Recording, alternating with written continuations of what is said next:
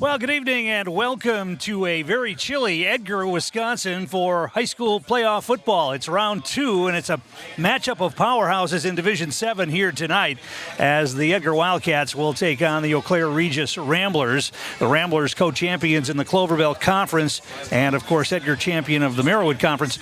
The thing is, the coaches probably will tell you they don't really think much about what happened in last year's playoff game between these two teams, but I can guarantee you the players remember, the players who were part of that team last year. Regis beat Edgar in the third round of the playoffs 53-8 over at Carson Park, and it was probably not as close as that score. Regis went on to win the Division 7 title with a 41-7 win over Shiocton down at Camp Randall, but I can guarantee you, especially the seniors who were a part of that Edgar team last year, remember what happened against Regis. And this is not the same Regis team that Edgar will be facing here tonight. The Ramblers graduated almost all of the players at their skill positions. They have a new quarterback. They have different running backs, although their running attack is pretty good. We'll talk about that in just a little bit. Edgar, of course, has been lights out, especially defensively, since the second game of the season. 8 straight shutouts for this Wildcat squad coming into tonight's action, and they've outscored their opponents 371-14. They gave up 8 points in that opening game loss to Ellsworth here at Edgar, 8-6, and they gave up 6 points the next week against Stratford, winning that game 40-6. But since then, it's been almost all running time games for the Wildcats. We don't expect that here tonight against a very good Rambler squad, but it's interesting that Regis won the toss and they elected to take the football. So they're going to put their offense on the field against this very stout Edgar defense right away to start. Edgar will have to stop a very potent rushing attack. Chase Koska, a senior, and Everett Tate, a junior, have combined for 648 yards for Koska, 638 yards for Tate. And the problem is with this Regis rushing attack is the chunk plays, and Edgar's going to have to be very concerned with the chunk plays. Last week in Regis's win over Elmwood Plum City, they ripped off touchdown runs of 41, 32, 29, 40, and 21 in their 50-16 win. And you're not going to be able to throw the ball very well here tonight. It's a very cold and windy night. Maybe going one direction, the wind won't be a problem, but certainly passing is not going to be easy here tonight, and it's probably a good thing that both of these teams have very good rushing attacks. Of course, Edgar put together a 36-0 win over Glenwood City last night, despite struggling in the first half of that game, but they broke it open in the second half in a huge game for quarterback Tegan Strite. He had 2 rushing touchdowns, one of 56 yards, one of 22 yards. He also had an interception that iced the game late from his safety spot. And Carter Butt had a couple of touchdown runs. Colby Weisenberger broke off a big touchdown run as well. Let's take a look at that starting lineup for Edgar. They're introducing the offense here tonight, and that will be led by quarterback Tegan Strite, the 5'11", 160-pound senior. The running backs, Carter Butt, 5'10", 215-pound senior. Colby Weisenberger, the 6', 170-pound senior. Leighton Schuett is the wideout. He's 6'3", 165-pound junior. Jace Affelbeck will be in the backfield as well, 5'11", 195-pound junior. He'll be the wingback. And the tight end is Brett Baumgartner, the 6'4", 195-pound senior. Up front for Edgar, Lucas Donkey, Ty Shelley, Preston Dahlke, Marcus Haynerfoos, Fletcher Weiland, and Harrison Gravine. The Wildcats are coached by longtime head man Jerry Sins, and Eau Claire Regis is coached by Brian Brenner. Our game brought to you in part by our game day sponsors, Edgar Building Supply, BAME Insurance, the Edgar Grind, Van Ert Electric, and BRB Auto Body. So looking forward to this one. This should be a really good match of 2 really good teams in Division 7, and you can make the argument, although Boyceville might have something to say about it, that the winner of this game has a pretty good chance of going to state and going down to Camp Randall. The winner of this game will take on the winner of the Boyceville Spring Valley game, also being played here tonight. Let's take a listen to the national anthem. It's going to be sung by some young ladies up here in the press box from Edgar High School.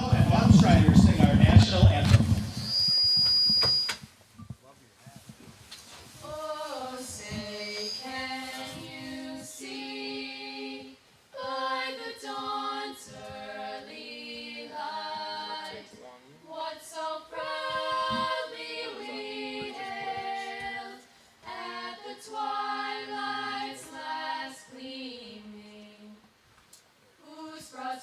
stripes and bright stars through the perilous fight. O'er the ramparts we watched were so gallantly streaming, and the rocket's red glare, the bombs bursting in air, gave proof through the night that our flag was still there. Oh, say does that star-spangled banner yet wave o'er the land of the free and the home of the brave? Nice job, nice harmony by the young ladies from Edgar singing here in the press box. You can see the flag. You saw the flag during the national anthem there. It is a stiff crosswind here at Edgar tonight.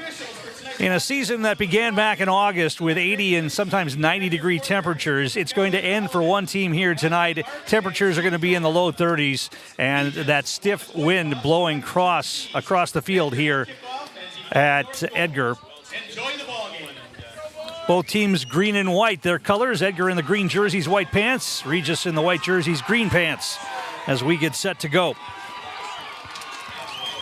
Regis brought a nice crowd over from Eau Claire tonight. And, of course, the Edgar faithful out as well, and you will hear them throughout the evening.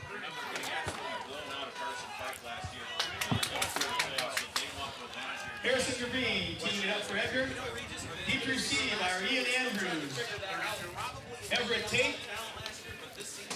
And Chase Costa. We're going to see the running backs for Regis right away. All three are back deep to receive. Ian Andrews, Everett Tate, and Chase Koska will handle most of the rushing duties here tonight for this Regis Rambler team. The quarterback is Owen Weisenberger.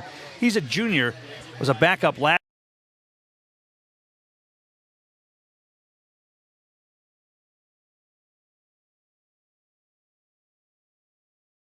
26-0, and also lost midseason to Mondovi, 24-20. They tied for the Clover Belt Conference Championship with Mondovi.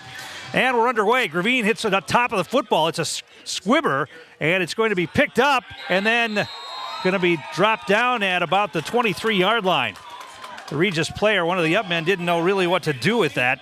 That was Braden Albee, and he just went down with the football at about the 23-yard line. So that might have been by design. Kicking into this wind is going to be very difficult, even with a crosswind, so they squibbed it. And so there's no return. Ball's going to be marked at the 23-yard line.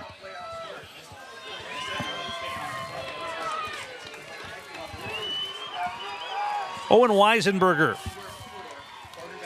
39 of 69 on the season, 5 touchdowns. They don't throw much. You're going to see a lot of handoffs, double wing formation, and they're going to get it and a tackle in the backfield. Colby Weisenberger.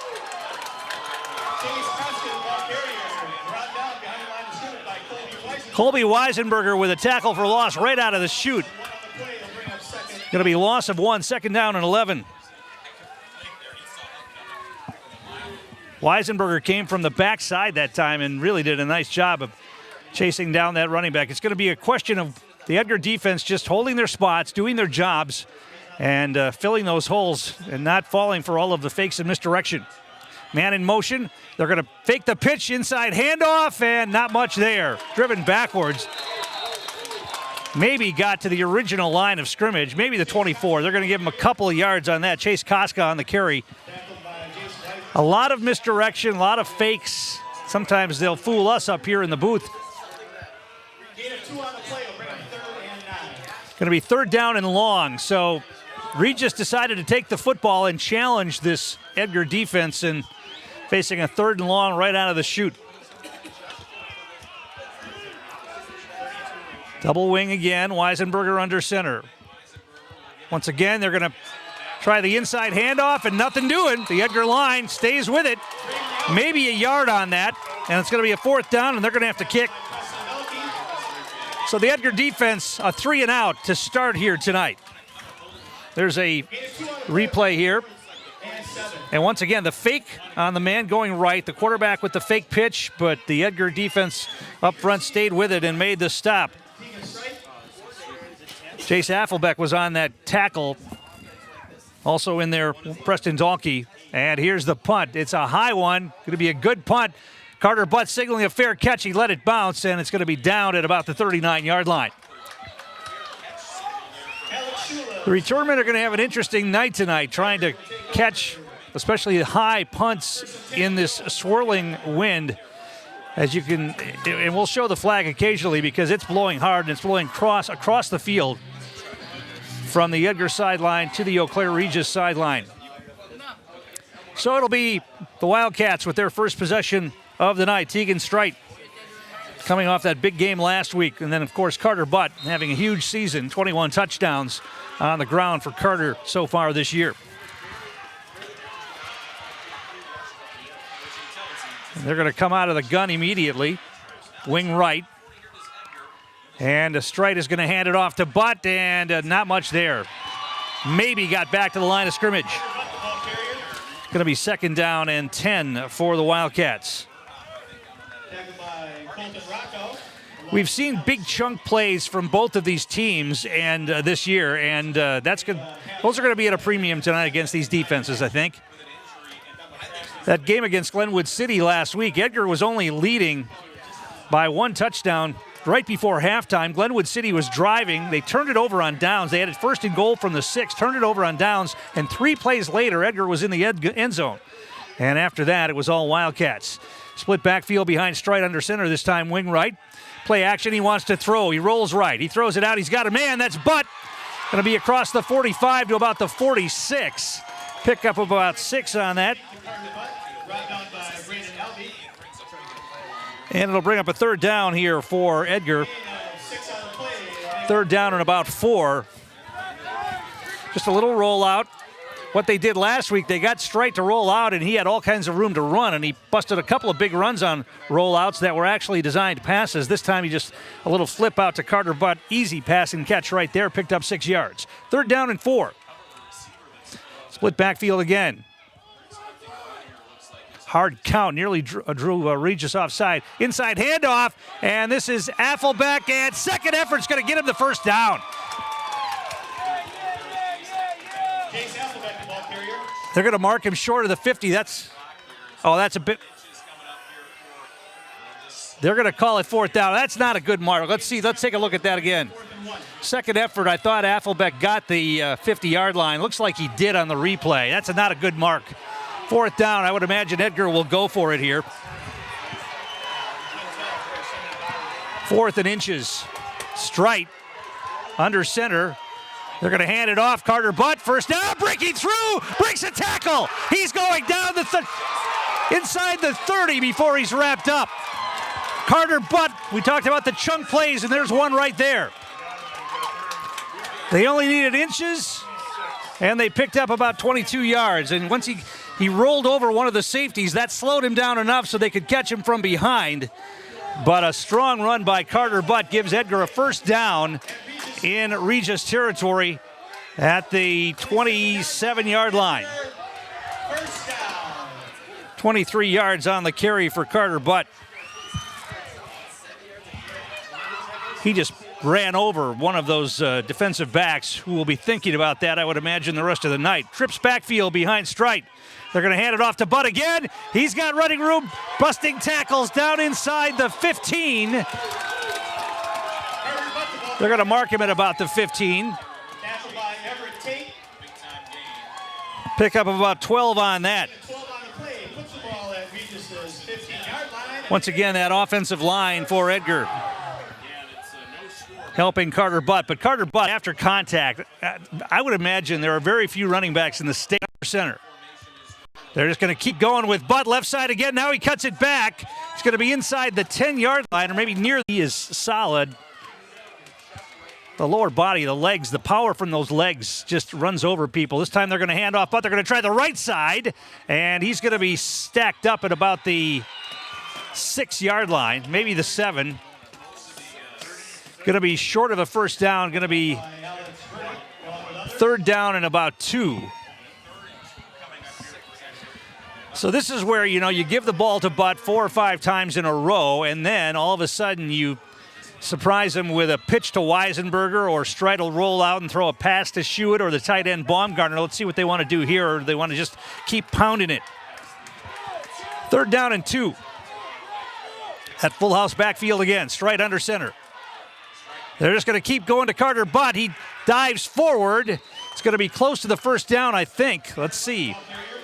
Looked like he got hit right away again, but was able to get it forward. They're going to mark it at about the 5, and that's going to be a first down. 1st and goal for the Wildcats as they just keep moving the football right up the middle. Nothing fancy about this. Smash mouth football, courtesy of the Edgar Wildcat offensive line and Carter Butt.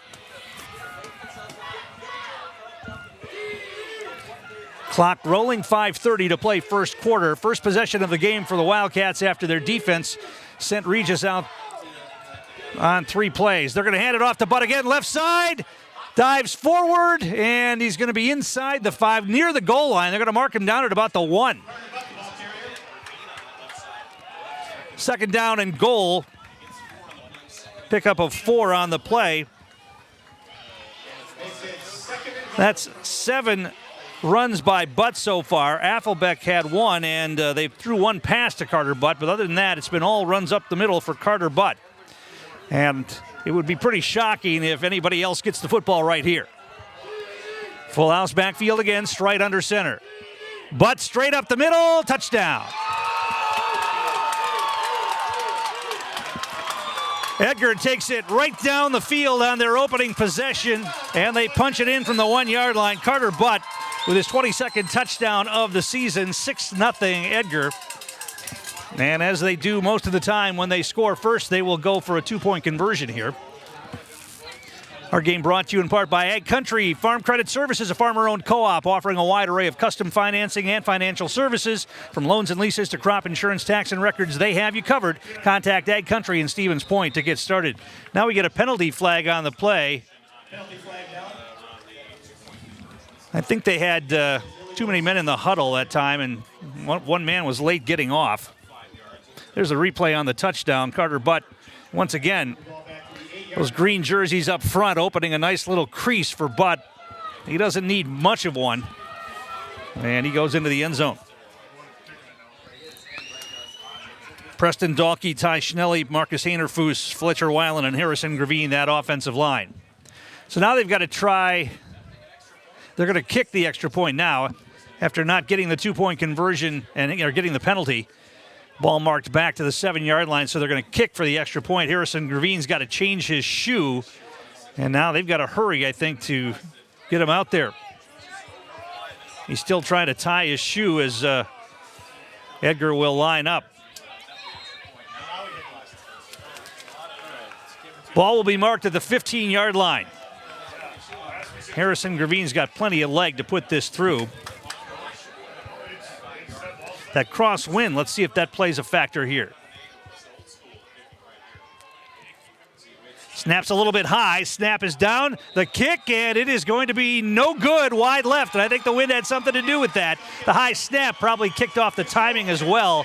So it's 6-0 Wildcats. We'll take a break and come back with more. You're watching high school playoff football on Zaleski Sports. We at the Edgar Grind welcome all to our spot. We are open 7 days a week until 10 p.m. Whether you're celebrating, looking for free Wi-Fi, relaxing, or trying to warm up, we have a little something for everyone. We offer local fresh coffee drinks, smoothies, ice cream, snacks, and food. We strive for affordable and healthy options for everyone and can't wait to see you. Whether you're just beginning your educational journey or seeking a new opportunity, we're here for you. At North Central Technical College, we have unique partnerships with 4-year colleges that allow you to transfer seamlessly to and from our campus, saving you time and money. With hundreds of transfer options available, the path to a bachelor's degree and a great paying career are just a step away. North Central Technical College. Start here, go anywhere.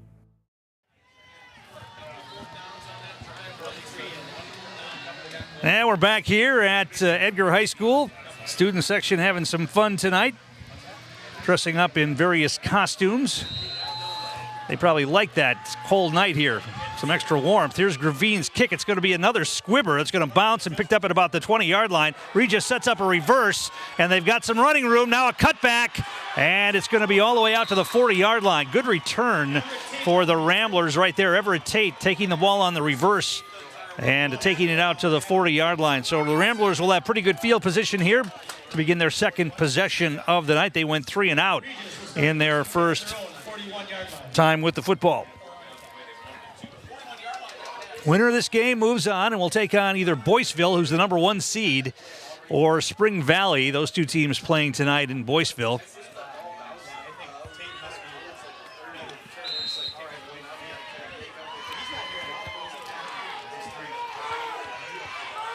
Ramblers come to the line. 1st and 10. Weisenberger under center. They're going to hand it off. Straight handoff this time, and some positive yardage out to about the 45-yard line. Pickup of about 4 on that. Chase Koska on the carry, picks up 4. 2nd down and 6. Baumgartner on the stop.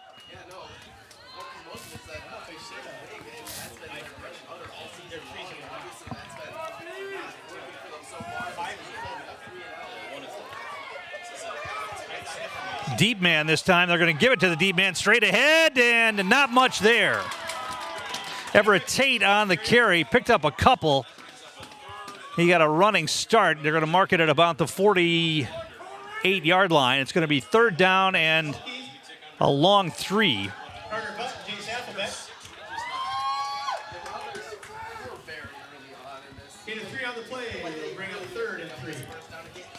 So the Ramblers showing a couple of different formations this possession than they did the first time.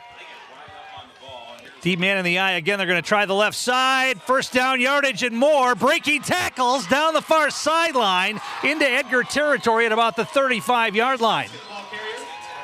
Koska on the carry. Picked up 17 yards on that.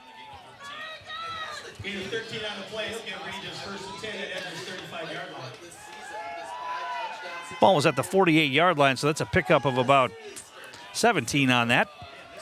1st and 10, Ramblers at the 35. Deep man straight ahead. Not much though. Breaking tackles, moving the pile for a nice run. That's Everett Tate again. Picked up about 8 on that.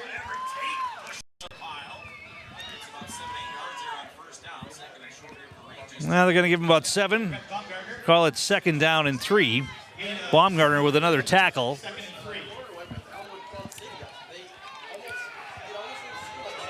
.240 to play first quarter. Edgar leading 6-0.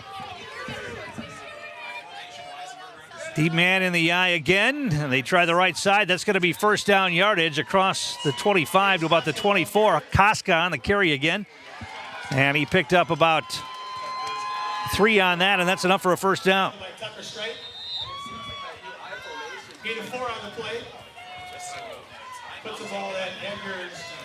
Our game brought to you in part by Nicolay Bank. We've got a timeout on the field. Let's do that first. Timeout, Edgar. We'll take one as well. Back in a moment. You're watching high school playoff football on Zaleski Sports. Cropping Central, conveniently located between Edgar and Stratford on County Road N, 715-352-2843. Let Cropping Central take care of your field plans, yield mapping, crop scouting, and crop protection, including hail insurance. Cropping Central, 715-352-2843, and visit them on County Road N, west of Edgar.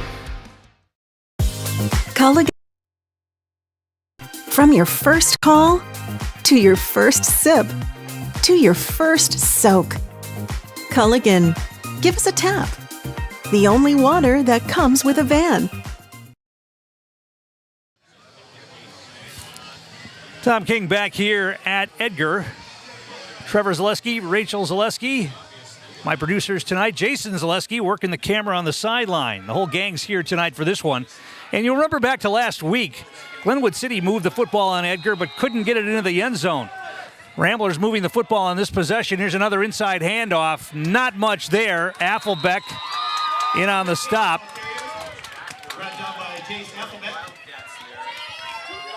And they're going to give him maybe about 4 on that. Second down and 6.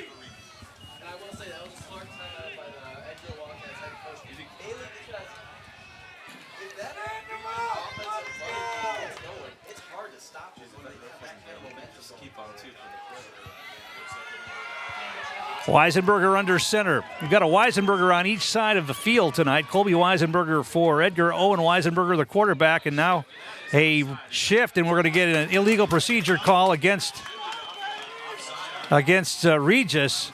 They thought it was going to be an offside against Edgar, or is it? I said, well, yeah, it's going to be a legal procedure against the Ramblers. They were going to mark that off against Edgar, and then the one official said, nope. They tried one of those funky shifts where the entire team moves, and the side judge said, Second down now and about 11. And there's the shift. Once they started moving, the Edgar defender jumped offside. That's why people thought it was offside on Edgar. Here's a run into the middle of the line. Not much there. Tate on the carry. Got it to about the 22-yard line. Pickup of maybe 3 on that. Penalties make it so hard. Holding penalties are the worst, but any penalty in high school football makes it really hard to sustain drives. And it's 3rd down and 8 now for the Ramblers. I would imagine they're in 4-down territory here. The field's in decent condition. There are some spots, though, with all the heavy rain we had this week. Far side of the field on the opposite end from where we are now is a little bit mucky. Now a straight snap is on the ground. Weisenberger wants to throw. He's got a man short hot. Did he catch it? Nobody made a signal as to whether it was a catch. I guess it was. It was down near the turf. It's going to be 4th down and about 3, short of the first down. Let's take a look at that again. See if he actually caught that football. The pass was low. If we can get a look at that again. I guess he did make the grab, going down to the turf to do it. Going to be 4th down at about 3. Huge play early in this game right now. They've got the man deep in the backfield. That's Koska. They're going to play action. Weisenberger's going to roll out. He throws. He's got a man wide open. Shoestring tackle inside the 10-yard line, but it's going to be a first down. Carter Butt made the tackle. Braden Albee made the catch. First pass attempt of the game for the Ramblers, and it's complete for a first down on a 4th down play.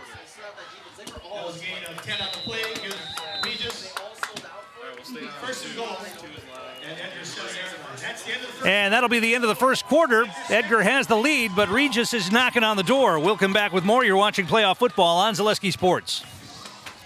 I think there are a lot of benefits to schooling our children from home. We get to spend a lot of time with them, and there are eureka moments like seeing them walk for the first time, or they figure something out and they're so excited about it. The RVA really does work with each family to individualize each child's education to help them really succeed. This is like the best thing in Wisconsin in terms of school. For us, the RVA was our first and best choice of schools to choose.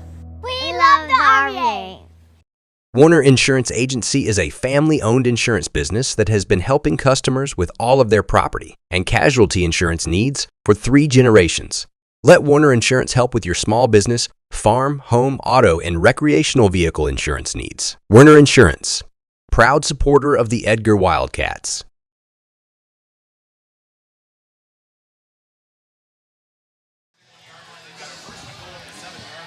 And we're back here at Edgar High School. Wildcats leading 6-0 as we head into the second quarter. But the Ramblers are moving the football. We've had a couple of sustained drives now, one by each team. And the Ramblers now have a first down and goal at the 7-yard line. So the Edgar Wildcats, who have not given up any points since the second game of the season, that streak may be in trouble right here. Tight formation, and they're going to try the inside handoff. Not much there. Maybe a couple. And on the carry, Ian Andrews. Andrews picked up about 2 on that. Going to be second down and goal from the 5. Once again, a lot of A lot of motion, a lot of fakes by the quarterback trying to deceive the defense as to who has the football. Double wing, running back right behind the quarterback. And they're going to pitch it and try a massive rush to the left side, and big defensive play right there. Weisenberger and Baumgartner. Weisenberger showing his speed, slowed down the runner a little bit from behind, and then Baumgartner came in and finished him off. And a loss back to the, see where they're going to mark that football. It's going to be back at about the 7-yard line. Going to be a loss of 2. They sold out that time. The entire Regis team was rolling to the left. And watch Weisenberger right here. Slowed him down just enough, and Baumgartner came in to finish him off. That's just a great defensive play by those two guys right there. 3rd down. They're going to hand it off, try the right side this time, and getting down inside the 5, but short. Going to be, now the ball's loose, and Edgar thinks they have it. I haven't seen a signal from the official yet. Are they going to say he was down? I think they're going to say he was down. The ball came out. Edgar had it, but they're going to whistle him down inside the 5-yard line. That could be a huge turning point right there. But now it's 4th down and goal from the 3. Can the Edgar defense do it again here? 4th and goal from the 3. The Edgar fans getting loud, as you can hear.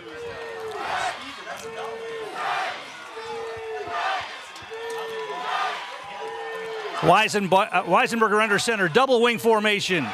Man and more, they're going to be movement. That's movement. And it's going to be an illegal procedure penalty against the Ramblers, and that'll move them back. One of the linemen came up out of his stance as the running back went in motion. It's going to be 4th and goal now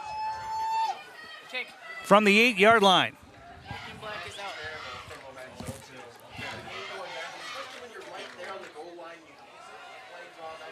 And they're going to try a field goal here instead of going for this.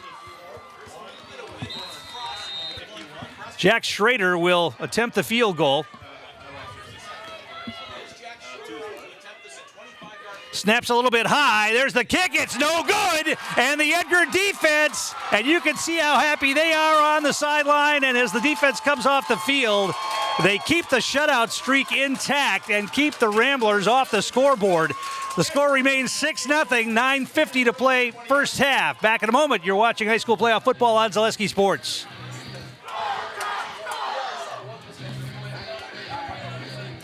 We're going to keep it right here and to show you that missed field goal right there. The snap once again was high, and I don't know if somebody got a piece of that or not. I don't think so. I think the kick was just mishit and went to the left. We'll take a break in just a bit as Edgar's going to take over the football here. 1st and 10 on their own 20. Couple of penalties on that drive hurt the Ramblers, especially that last procedure penalty. They're going to pitch it this time. Try Weisenberger around the left side. Now he cuts it back. Spin move. Positive yardage out across the 25 to about the 28-yard line. Pick up about 8 on that. Colby Weisenberger gives them such a nice change of pace from Carter Butt just plowing people over up the middle. And certainly Butt's got the speed outside as well, but Weisenberger gives them a new, a different kind of speed. I mean, he's faster than I think anybody else that Edgar can put out there, and he showed it on that defensive play during the last possession by the Ramblers. 2nd down and 1. They gave him 9 on that. Inside handoff. This is Butt. 1st down yardage. Dives across the 30 to about the 32. Pickup of 3 on the carry for Carter Butt and a 1st down for the Wildcats. Nicolay Bank, one of our great sponsors, offering personal banking at its best. They have locations in Stevens Point, Wausau, Colby, Medford, Edgar, and Merrill, or learn more at nicolaybank.com.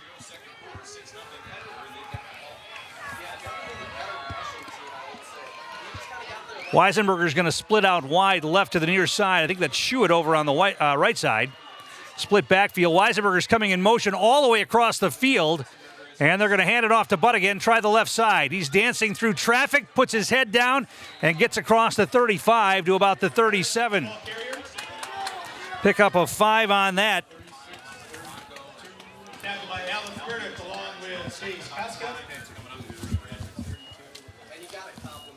Need a 5 on the play. Brock Maurer comes into the game for Edgar. Second down and 5.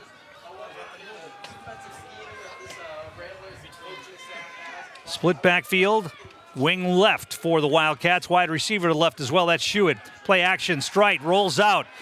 And he throws a little flip pass out to Weisenberger. It's incomplete. Threw a pass behind him that time, and he knows it. They had positive yardage, probably a first down and more, but the pass was a little off target and incomplete. Now it's third down and 5. Strike could have actually run that one as well, but Weisenberger was open, and just the pass was a little off target, incomplete. Third down and 5.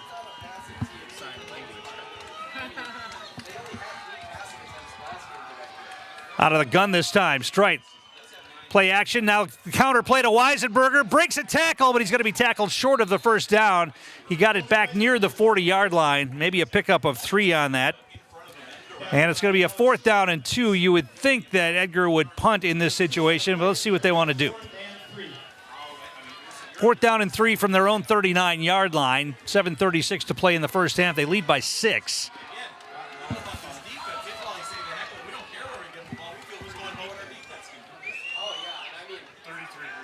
And they're going to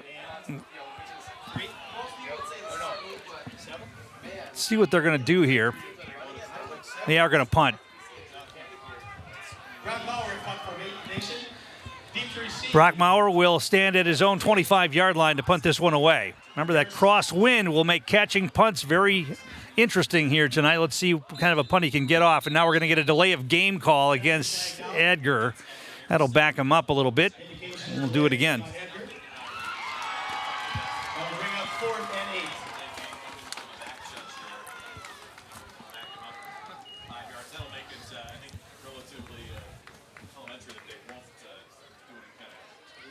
So Maurer will stand at his own 20-yard line here to punt this one away.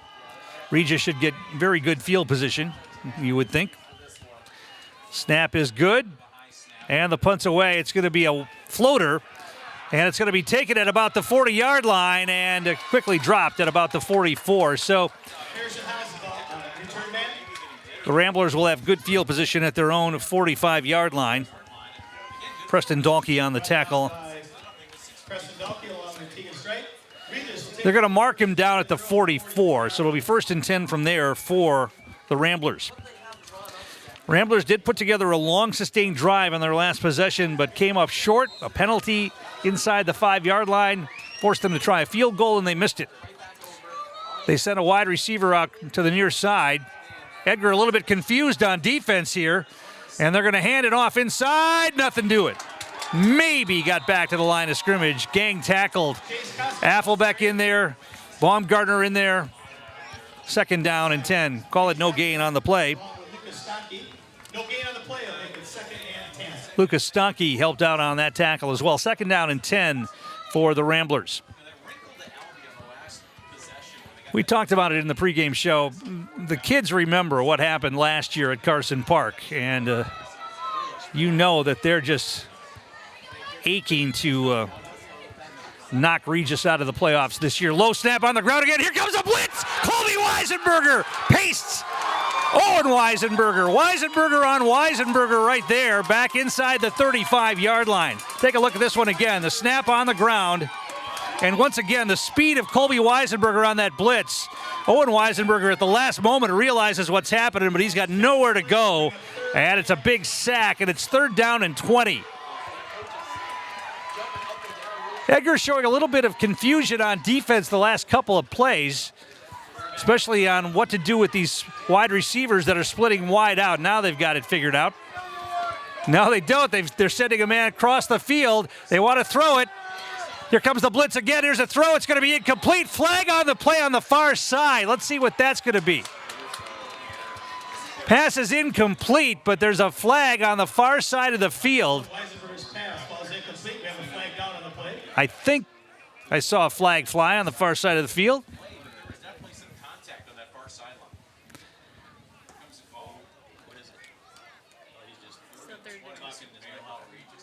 Are they going to? It's going to be a defensive holding call against the Wildcats. Huge penalty right there.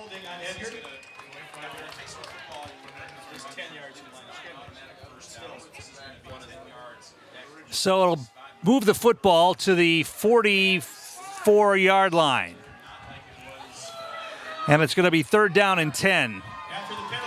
So instead of getting off the field, the Edgar defense has to make another stop here. 3 receivers, trips receivers in the formation. Edgar playing very soft coverage here. Weisenberger thrust, and he's going to be sacked again. Getting in there for the Wildcats that time was Lucas Stanke. So 2 big sacks on this possession, one by Colby Weisenberger, one by Lucas Stanke, and it's a 4th down and long, and the Ramblers will have to punt. We go under 5 minutes here. You take a look at it again. Stanke came in, and once again, Owen Weisenberger realized at the last second what was happening, but had nowhere to go with the football. High snap on the punt, but they get it away. It's a line drive, good punt over the head of Carter Butt. Now he muffed the football, but he's able to fall on it, I believe. Or does Regis have it? They do. Carter Butt muffed the punt and lost it as he went to the ground to try to recover it. And it'll be Regis football at the 20-yard line. First turnover of the game, and it's a huge one. I think Butt got surprised at how far that punt was traveling. He went back. I thought he was going to make the catch, but it went off his hands. And then when he went down to try to cover it, he didn't get on top of the football. And it'll be Regis now 1st and 10 from the Edgar 20-yard line. You got to believe the Ramblers are feeling good right now. Here's an handoff left side. Not much there again. Baumgartner with another tackle. Koska on the carry, maybe picked up 2 on that. 2nd down and 8. 4:19 to play here, first half. Ramblers have all of their timeouts remaining, but a short field after the turnover.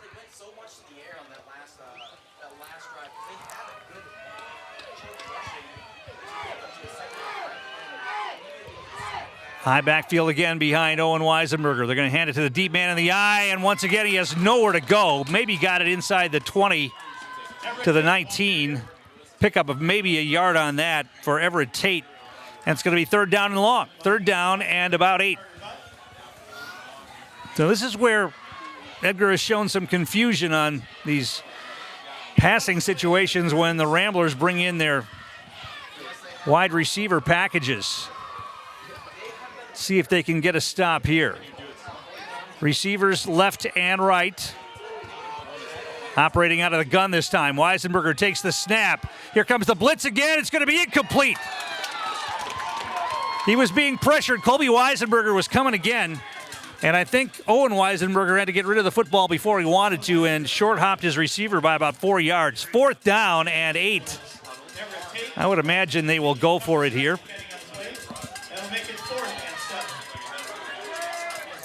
Thanks to our game day sponsors, Warner Insurance, Cropping Central, Greg Gruitt's Appliance, Edgar Lanes, Simplicity Credit Union, and Zamanda Dental. 4th down and 8. Ramblers, and now a man coming onto the field late. And we're going to get a whistle, and Regis will take a timeout here. They had some confusion as a man coming on the field late. We'll take a break as well. Come back in a moment. You're watching high school playoff football on Zaleski Sports.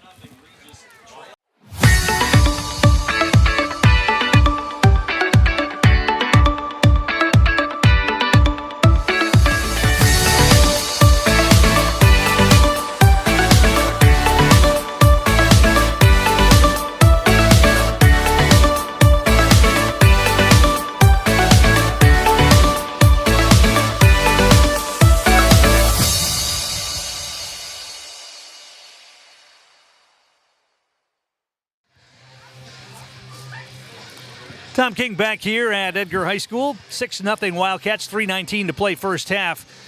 Regis with the football facing a 4th and 8 on the Edgar 18-yard line.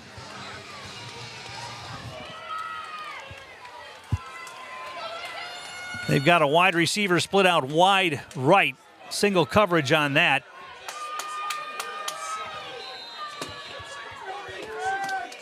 Owen Weisenberger out of the gun. They're going to try a halfback option play, throwing it to the end zone. It's a floater, and it's knocked away. Intercepted, actually intercepted at the goal line. I thought Strite knocked that one down. Instead, Leighton Schuett got the football. They're going to mark him down, though, at the 1-yard line. Let's take a look at that one again. It was a halfback option, and it was a wounded duck thrown up for grabs. And Tegan Strite looked like he was going to knock that one away. Here's the pass. And just thrown up for grabs as the man was hit as he threw. Strite came across. You can see number 11 coming across, knocking that football away, but he knocked it right into the hands of Leighton Schuett. I'd be interested to see if he actually went into the end zone and it was a touchback. Instead, they're going to mark him down at the 1-yard line. So, a turnover gives the ball to the Ramblers, and Edgar gets it back on a turnover. On a 4th down heave to the end zone.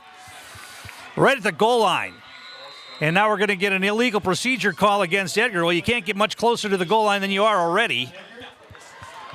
Half the distance is about 4 inches, it looks like.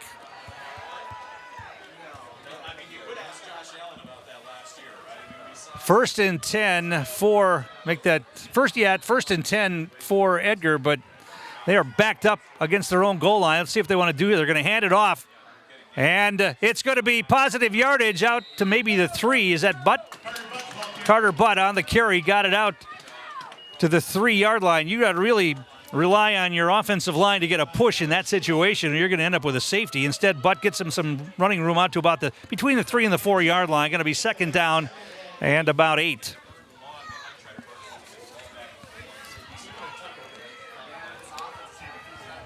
.241 to play here, first half.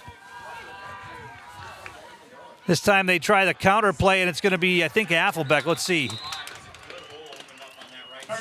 Now Carter Butt on the carry again. Got it out across the 5 to about the 7. Going to be 3rd down and about 4.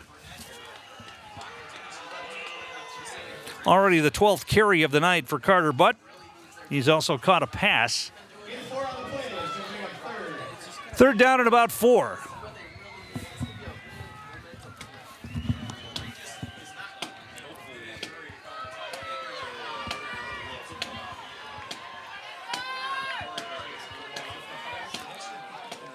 Trips backfield behind Tegan Strite, taking as much time as he can. And this time they hand it off. Breaking a tackle, that's Weisenberger. He got it out near the 10. But he's going to be short of the 1st down, and I would imagine Edgar's going to punt here. We'll see. Maybe they won't. They only need like a half a yard. But boy, that would be a gamble here, leading 6-0 and going for it at your own 10-yard line. Looks like they're going to, though. Remember that high school coach down in Texas who never punted, went for it on 4th down every time. They may just try a hard count here and try to get him offside. Let's see. This would be Riverboat Gambler Jerry Sins. He's going to take a timeout, I think. Yeah, Edgar will take a timeout here and talk about it. With 1:09 to play, we'll take one as well. Back in a moment. You're watching high school playoff football on Zaleski Sports. Why work for Staub Construction? Everybody around you is just family. Everybody seems to bond together and get along good, and They, I believe, truly care about their employees. Staub has a great benefits package. Staub is an employee-owned company that puts a large emphasis on work-life balance. And everybody wants to see everybody succeed. It's a good place to work. Join the team at Staub Construction. Apply now at staubco.com. And we're back here at Edgar High School. Wildcats have it 4th and inches from their own 10-yard line. They had lined up to go for it. I don't think they're going to do that again. Looks like Brock Mauer's on the field to punt the football. And he will, standing in his own end zone. So Regis is going to get good field position, you would think, in this situation. Now you got to make a good snap. Leighton Schuett, the long snapper. Snap is good, and the kick is away. And they're going to be a roughing the punter call. It's going to be Edgar football. They're going to get a 1st down on the play. Mauer got knocked down by a couple of Rambler players, and that is just a huge mistake by Regis right there.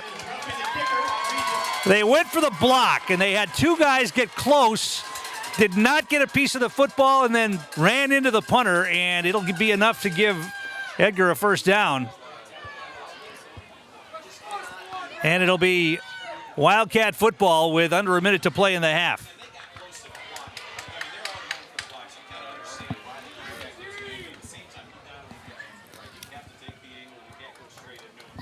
So they'll mark off the penalty here. And it's a first down for the Wildcats at their own 15-yard line. We've seen the fast strike capabilities of this offense. One timeout, a minute to play in the half. Can they get some points on the boards? Well, they certainly did last week against Glenwood City, but this is a different animal right here. They want to throw the football. Strite rolls away from pressure. Now he's going to run with it and slide down. Maybe picked up a couple of yards on that. Not much there. Good coverage downfield by the Ramblers. And it'll be second down and 10, and Edgar's just going to let the clock run. They'll go into halftime with this 6-0 lead, it appears. I think they'll have to run one more play here.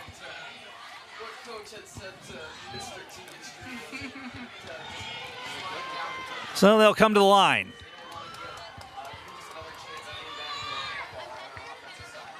Strite operating out of the gun. Play action, they're going to throw. Strite rolls out. And now he's going to run with the football. He lost it. The ball is loose. And one of the Wildcats alertly fell on it. Boy, oh boy.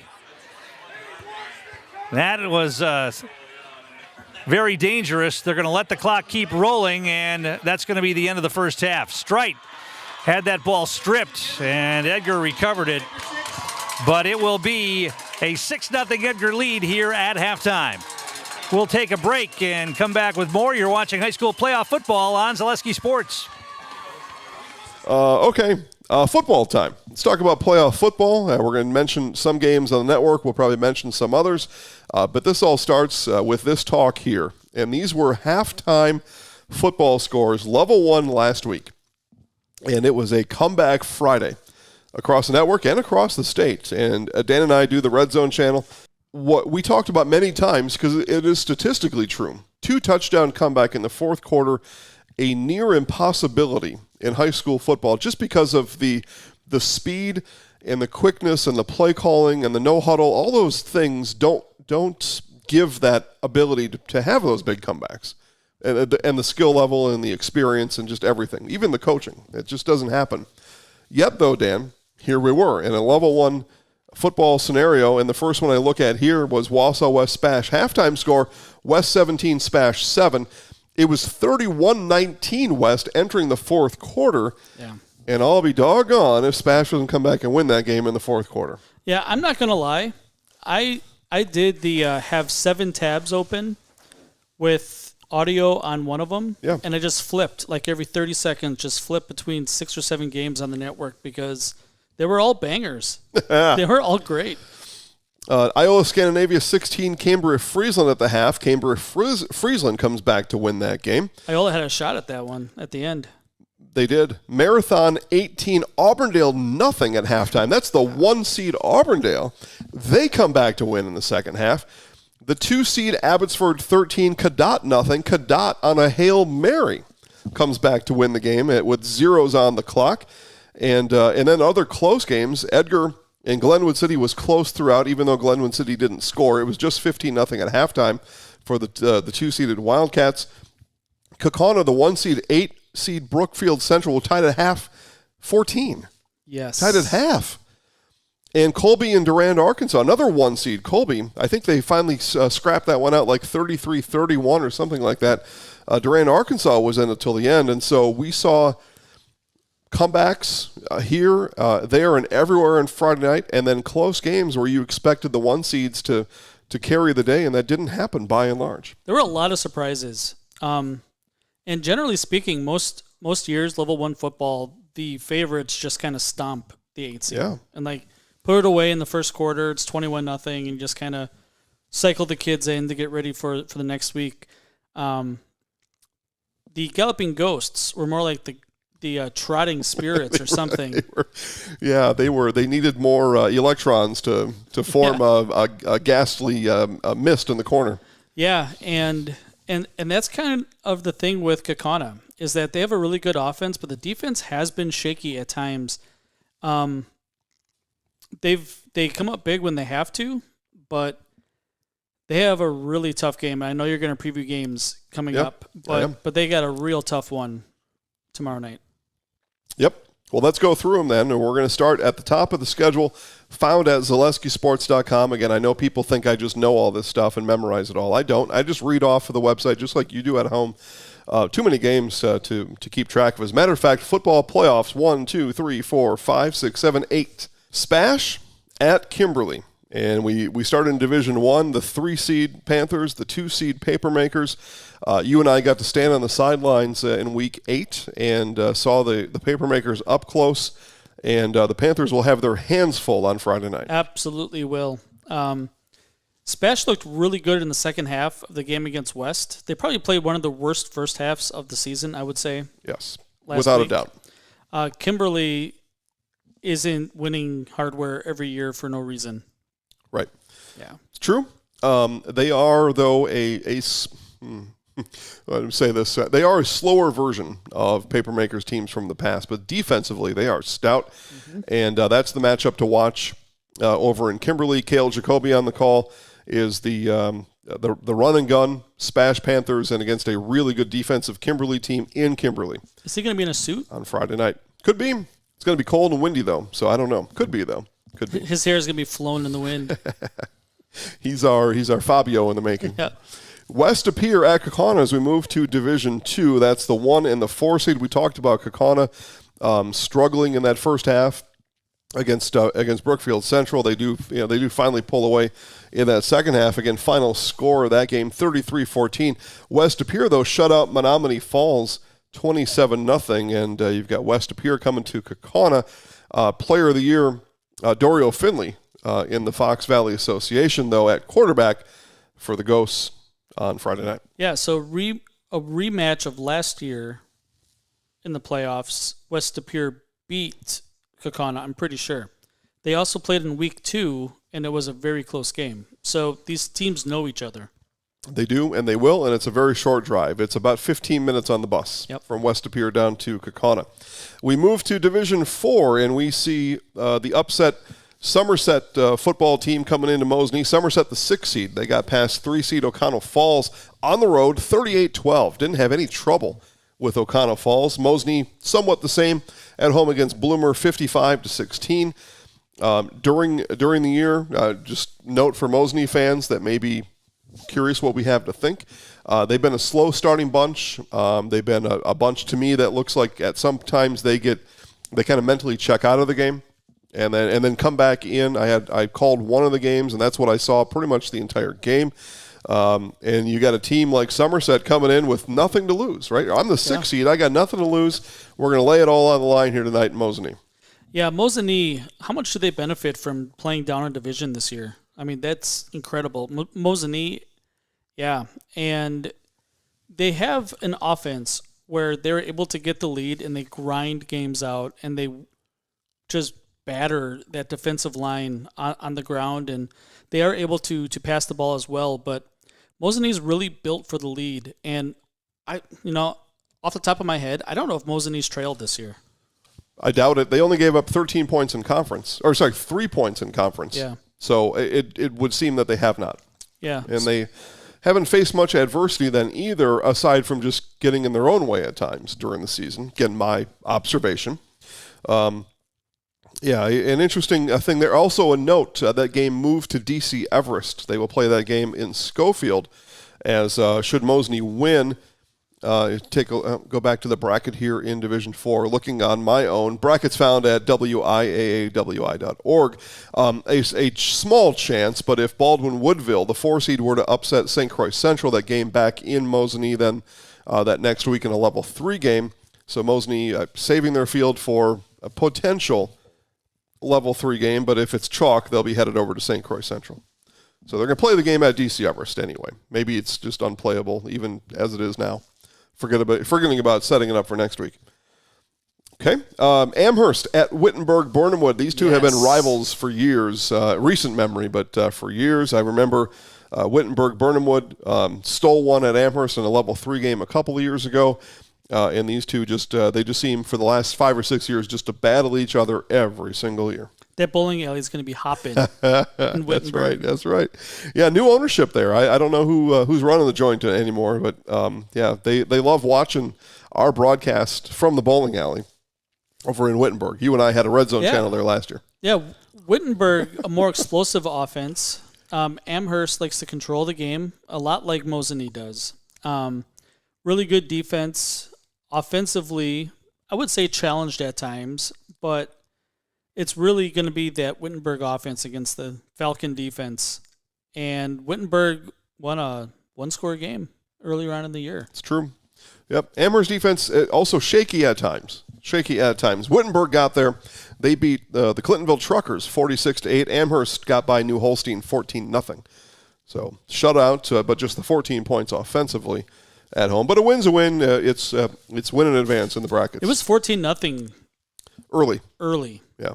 I And think so too. It was one of the tabs of my computer, and I kept checking back, and there's nothing going on. Okay, so that's level 2 football in Division 5. Mike Wendlandt will be on the call from Wittenberg. Let's move now to Division 6 because we are on a seemingly collision course between Auburndale and Stratford. But first things first. Really? It seems like it. And we've kind of thought this going back to about week 7 in our seeding math as well. Coleman at Auburndale, Mondovi at Stratford. No recent history with Coleman and Auburndale, but the Eagles, again, fell behind 18-0 at halftime to the 8-seed Marathon Red Raiders last week. So can't have a slow start when the Panthers come to town on Friday night. Yeah, and Marathon just played to not lose in the second half of that game at Auburndale. Really pushed Auburndale around. I heard that, and it wasn't on the network, so I don't know. But Auburndale played maybe their worst half of football, which is playoffs, not a great time for 0 points, I would agree.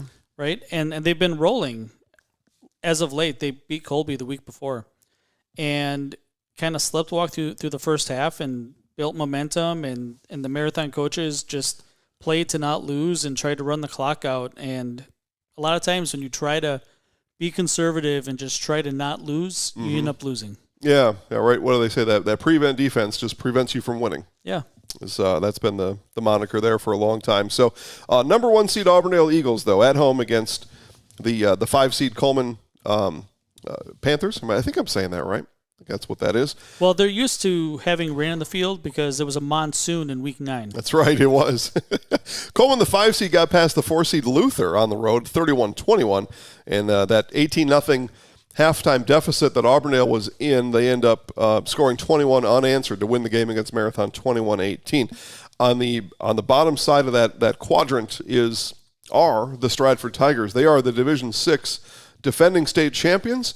I called that game last year from Camp Randall. They beat Mondovi, and wouldn't you know it, Dan, the Buffaloes are coming back now, and they are the 3 seed at Stratford. I believe Stratford's a better team than they were last year. If you ask folks in that Stratford program, they were planning for a state run this year. They were just a year ahead of schedule with some things kind of going their way last year.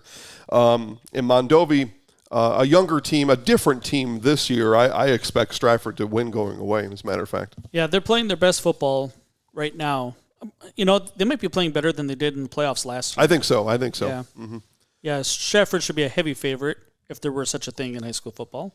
Yeah, there's not. It's just our opinions. But my opinion is Stratford going to win somewhat easily. Where's that game at? And that game is in Marshfield. Yep. So Stratford also a little bit concerned about their home grass turf. So they're going to play at Hiding Community Stadium in Marshfield. Kickoff for all these games, still 7 o'clock, but that game did get moved there. What's interesting there, though, is that last year Stratford without a home stadium because the grass issues continue this year.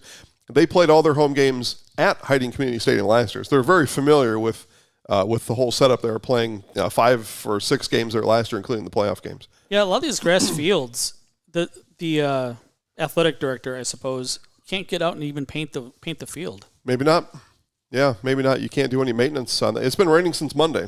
Yeah, so. And it's supposed to stop tomorrow, but it's supposed to be super cold. Cold and windy tomorrow. Bundle up when you head out to the games.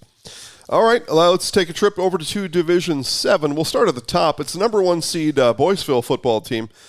playing number 4 seed Spring Valley. We'll have that live. I should back up here. Auburndale, Ben Brecht on the call. Stratford, Dan Leonard on the call. In Boyceville, Bob Radovich and Dave Sparger on the call. Number 4 seed Spring Valley got past Hurley. We know all about the Hurley North Stars. 29-24 in Spring Valley. And it was Boyceville easily over Clear Lake, 41-3. And it sounds like 2 salad dressings. Boyceville and Spring Valley? Yeah. Well, you put the Spring Valley on the Boyceville. Yeah. That's how you do it. All the ingredients come together. And that's a football game on Friday night. Again, Bob Radovich on the call. Boyceville would appear to be the better team there. And they would play the winner in our final game on the preview rundown here. Dan, it is Edgar and Regis. Edgar, I know, after last year's complete beatdown at the hands of the Regis Ramblers in Eau Claire, we were at that game. Regis had that one figured out from the start. They literally ran all over the Edgar Wildcats. And Edgar, I know from the beginning of this football season, they wanted Regis, and they got Regis coming to Edgar on Friday night. Yeah, I think they wanted them in level 3 instead of level 2. And we were at that game. I don't remember if we called that game or if we were just We were there. doing the red zone from Carson Park Yeah, that day. because I remember not watching the game much in the second half. Well, there was nothing to see. Yeah. It was a running clock game. Do you have a score for that? 50-something to 6? Yeah, it's about what it was. What it was. It was a tremendous score and a big score. We went back to look, and we couldn't find anything. And the Edgar folks were going to look, and then I think they stopped looking because they couldn't find either. The last time Edgar had a running clock against them on the football field, we couldn't find it. Really good. I wonder how many levels up that team could have played in one state last year, because 6 easily. I don't remember who won 5, but yeah, I would. Aquinas won 5. So maybe not Aquinas. Maybe though. Yeah, I mean they were so good. That would have been a game I would have paid to see. They have Division I football players all over that team. An NFL prospect, Xander Rocco, an NFL prospect on that team. Yeah. So not this year though. Not this year. So yeah, and Edgar, and you and I talk about this offline sometimes. Edgar, a really good tackling football team defensively this year. That was the big problem last year over at Carson Park. Yeah. Regis, it still brings with it a certain cachet and a certain stigma and reputation follows the Ramblers around, and so the Edgar Wildcats will need to get over that in the first quarter. But I think they're a little bit better tackling team. That should do them well. Regis a little bit younger, inexperienced. It's going to be a good one. Yeah, the Edgar fans, the Edgar guys, they wanted Regis. They got Regis. They got him. I hope it's not a be careful what you wish for type situation because Edgar did not look good in the first half this past Friday. Looked really good in the second half, and it feels like the coaching staff took care of things at halftime, as football coaches do. I just wonder if Edgar, so Regis coming from a turfed field, and they've got a multi-million-dollar turfed practice field. I just wonder if Edgar also doesn't feel they're in the driver's seat because they're making these guys play on grass, and it'll be tall grass too. It'll be thick grass to run through. Yeah, speaking of the field, one thing I noticed, and on the Red Zone channel throughout the year, we've watched Edgar almost every night, and they don't have dashes on their football field for the individual yard lines. Nope. Well, they did. Oh. Last Friday. You think they heard you? Maybe, and they're super white. The lines every 5 yards are faded, and the really bright 31, 32, 33 yard line. Oh, okay. All right. Yeah. Well, good. You're going to be on the field tomorrow night in Edgar. That's the rumor. Tom King on the call. We are planning to introduce our pylon camera at that game, just like you see in the NFL and anywhere else. Dan will be administering the pylon camera on the first down line and then on the goal line as the situation calls for, all game long. I am laughing at this soccer game. Fog because Bowl. It's foggy. It's the Fog Bowl in Marshfield right now. Eagles at Bears, like 1991 right here. Mm-hmm. Yep, I remember that game well, as a matter of fact, and I was only 6 or 7. And we're back here at Edgar High School. It's halftime of this Level 2 Division 7 playoff game, and I think many people thought it was going to be a defensive struggle, and it has certainly been that. Edgar leading 6-0.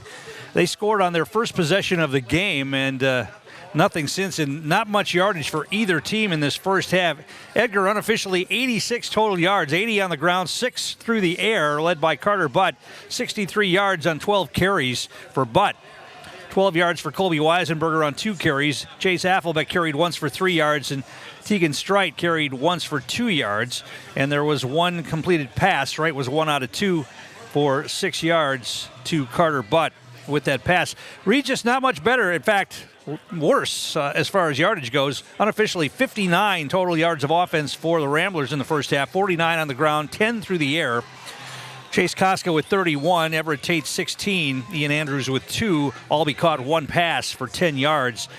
A couple of turnovers for each team, and neither one led to points. And it was a big roughing the punter call on Regis that gave the ball back to Edgar. Regis had the ball, though, inside the 5-yard line, and the penalty put them backwards, and Edgar was able to get a stop and a missed field goal for the Ramblers. Their only chance to put points on the board here tonight, and it was missed to the left. So the Wildcats are going to get the football to start the second half. Regis actually won the toss and elected to take the ball, and they went 3 and out on their first possession. So now Edgar will get the football first here for this second half. Our game brought to you in part by RVA, the Rural Virtual Academy, is an online tuition-free public school serving students pre-K through high school right here in Wisconsin. The RVA strives to offer families the tools and resources needed to provide a strong academic foundation for each child with the flexibility to learn on their own schedule and at their own pace, and even hosts hundreds of free events around the state to foster friendships among the students. For more information, visit ruralvirtual.com. That's ruralvirtual.com.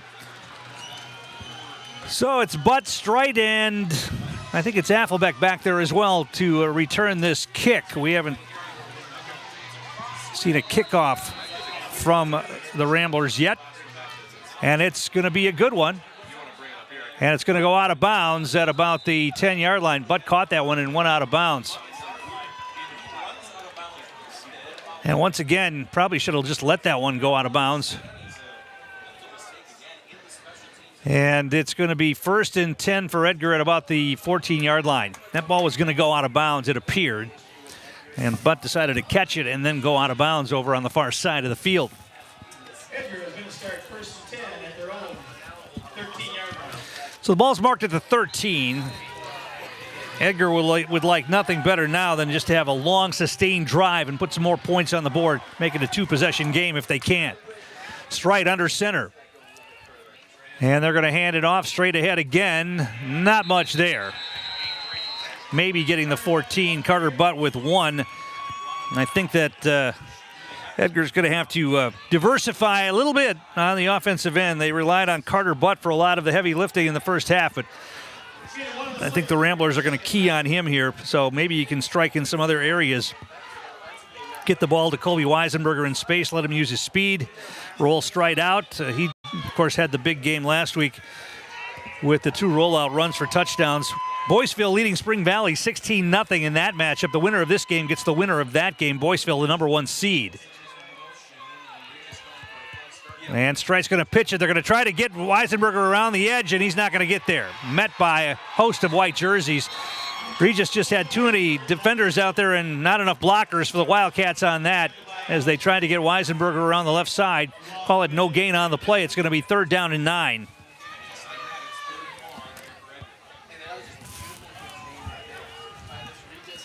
Both of these defenses very good, as we know about the Edgar defense, but Regis certainly holding this Edgar offense down to 6 points is showing that their defense is pretty stout as well. Schuett's going to split our Weisenberger to the near side. Strite's going to drop back, straight drop. He's got time. Now he rolls right, still looking for somebody. Now he's going to reverse field. He's got blockers. He's got room. He's going to pull it down and run for the football. Can he get there? He's going to get a 1st down across the 25. 2 huge blocks freed that cutback run for Tegan Strite. Harrison Gravine laid out one of them, and I think the other one was Ty Schnelly. As Strite reversed field. Now watch it here on the replay. He's going to reverse field, and here come the 2 blocks. Right, there's one, and there's the other. And he's able to get the corner and pick up first down yardage on the scramble. Ball out to the 27-yard line. 1st and 10 Wildcats. Shuett comes in motion. They're going to try an end around to Leighton Shuett. Cuts it back, and not much there. He's met and dropped after a short gain. Maybe got back to the line of scrimmage. Let's see. Good job by the Rambler defense of stringing that one out and call it a gain of maybe a half. Now they're going to give him no gain on the play.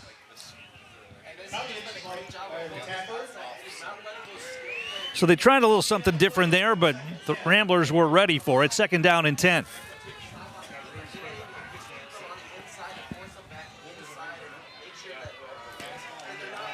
Still a crosswind blowing here at Edgar. A stiff crosswind blowing from the Edgar sideline to the Regis sideline. Straight under center. Inside handoff again. Not much there. Falling forward to maybe the 29-yard line. Carter Butt for a pickup of 2, and now a late flag flies in. Let's see what that's all about. A late penalty flag after the play was over. It's going to be a... Let's see what, I haven't seen a signal yet. Unsportsmanlike conduct against Edgar. So probably somebody said something, the magic word, within earshot of the official, and that's going to be a big penalty that's going to kill this drive for the Wildcats. Unsportsmanlike conduct.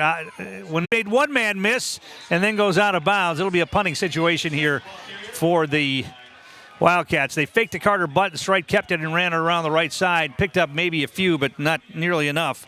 And it'll be a punting situation. Once again, the penalty kills that drive.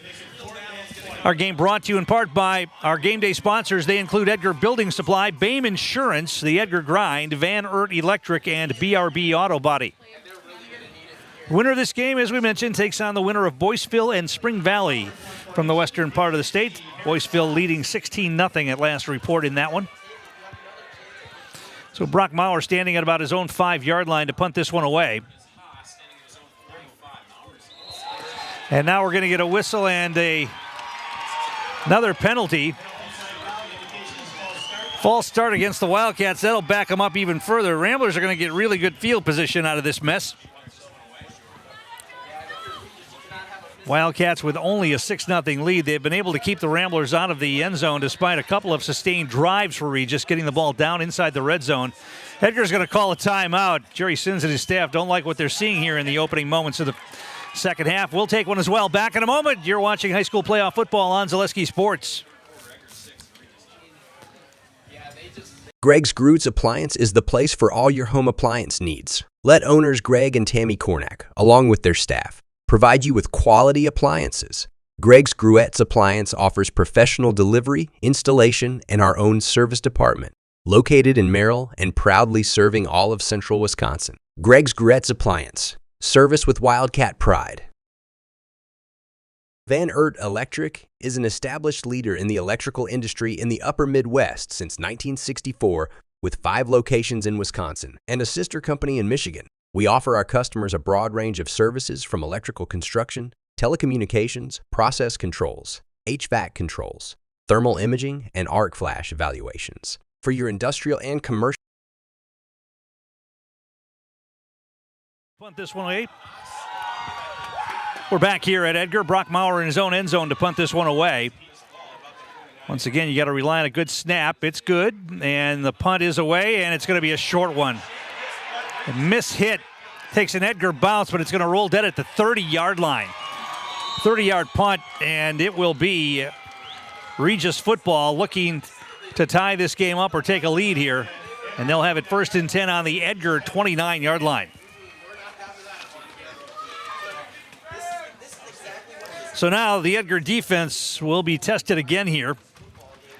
They've been up to the task so far, but another short field here for the Regis Ramblers. One of these times they're going to be able to punch one in.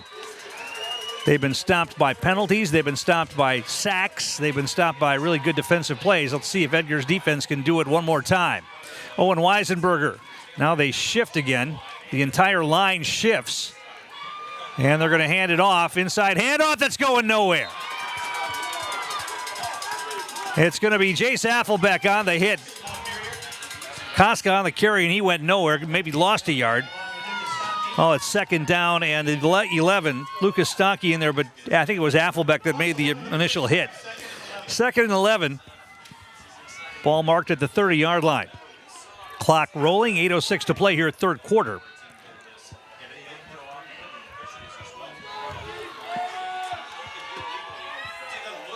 Owen Weisenberger under center. Eye backfield. Deep man in the eye again, trying the right side of the line. The ball's loose!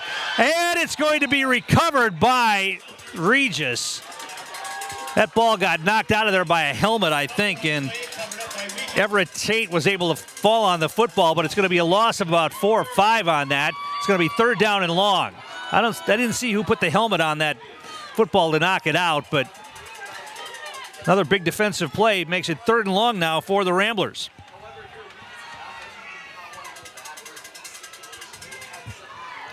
Third down and 14. Tight formation, though. Double wing, and now a flag flies in. That's going to be an illegal procedure call, and that'll back them up even further. So once again, the Ramblers self-destructing when they get the ball in good field position. And it's going to be third down and 19 now for Regis.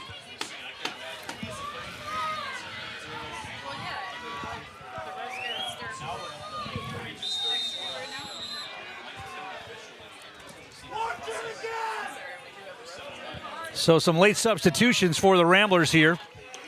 And they're going to send out 4 receivers in the pattern, 3 to the right, 1 to the left. Owen Weisenberger will operate out of the gun.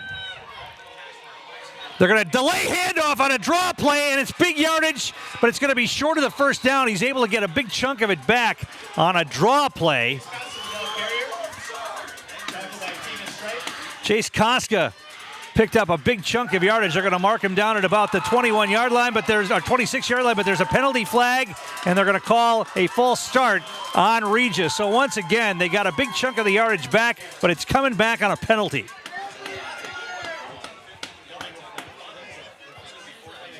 Didn't see that flag fly, but illegal procedure is the call. And the ball will be marked at the 41-yard line. So now, third down and what, 23? Third down and 24. That was a pretty good play call right there. Everybody was looking for a pass. They tried the draw play and picked up big yardage, but it comes back on the penalty. 3 receivers to the near side of the field. Weisenberger alone in the gun. Snap is good. Straight drop. He throws a bullet. It's going to be intercepted. Intercepted by Jace Affelbeck. And he is dragged down at about the 46 or 47-yard line. Jace Affelbeck, one of the few underclassmen who play a lot. And he's having a good game here tonight on defense. They do have some other youngsters in the defensive backfield, but Affelbeck will be one of the guys coming back next year, and he gets the pick right there, and it's first and 10 Edgar on the 47-yard line. That was a bullet pass from Owen Weisenberger, and I don't think he ever saw Jace Affelbeck, who stepped right in, caught that like he was the intended receiver. First and 10 Edgar.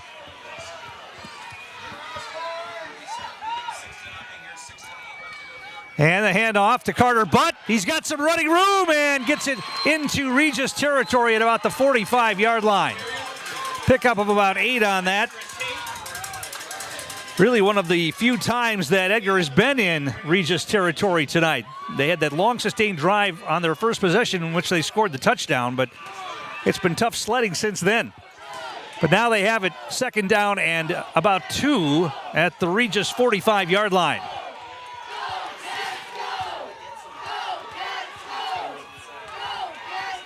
Straight under center. They're going to try Butt the right side this time. He's got first down yardage and more, powering ahead down inside the 40 to about the 38.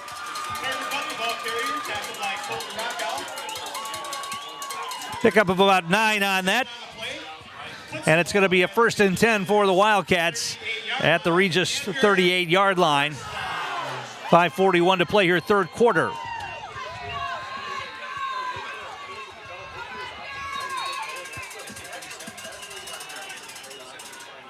Full house backfield behind Tegan Strite.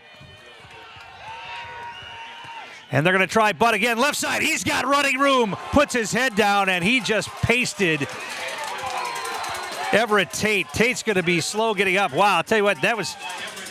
He tried to go head-to-head with Carter Butt. You got to give him credit for bravery, but that's not a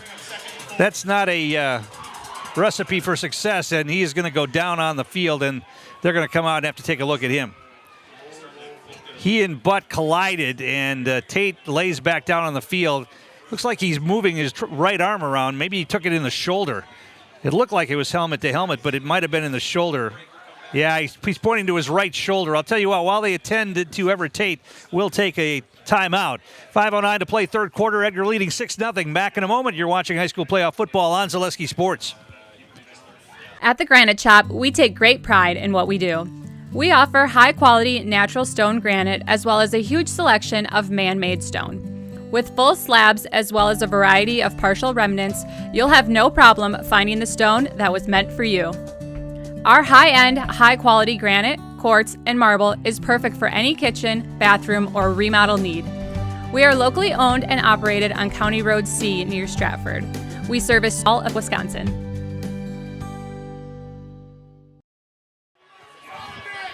Tom King back here at Edgar High School. 5:09 to play third quarter. 6-0 Edgar. They have the football. Second down and about 4 from the Regis 32-yard line. Tegan Strite under center. Trips backfield behind him.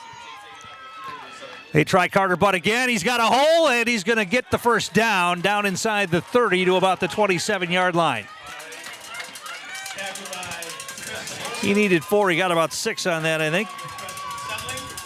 First down, Edgar. Ball marked at the 26-yard line.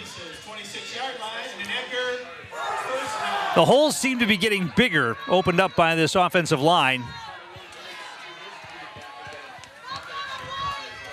Especially right at the point of contact. Line of scrimmage. Trips backfield again. This is Butt again. Tries to bounce it outside. Now he cuts it back. He's got running room into the secondary. Down inside the 20 near the 15-yard line. That's going to be close to another first down. I think he got another one. It is a first down carry there. 11 yards on the carry for Carter Butt.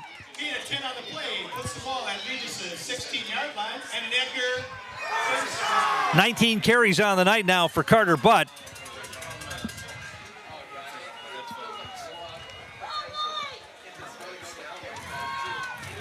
And they come to the line, 1st and 10. They're going to keep that trips backfield in there. Carter Butt again, left side. Now he cuts it back, breaks one tackle. Got it down inside the 15 to maybe the 12-yard line. They're going to mark him at about the 13. Pickup of about 3 on that.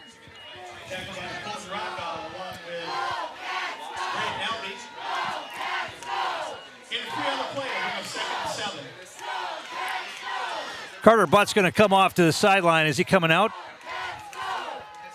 He's having a problem with one of his shoes. He may have to come out for a play, or they're going to try to get it fixed while they still have time. They're going to have to hurry up, or they're going to have to call a timeout here. Something wrong with his shoe. One of the coaches is trying to fix it. They're going to have to hurry. They're going to have to call a timeout, I would think. Trips backfield again. Strike goes under center. They're going to try to run a play here. No, they're going to call a timeout.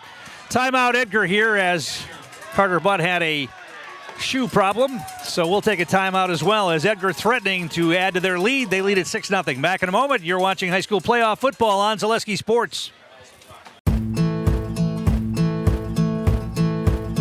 From humble beginnings in 1904, the Wheatrick family has grown Grassland Dairy Products into one of the largest processors of butter in the nation. Based in Greenwood, Wisconsin, the family and its hundreds of employees continue their pursuit of providing high-quality products that can proudly be served in restaurants and homes across America.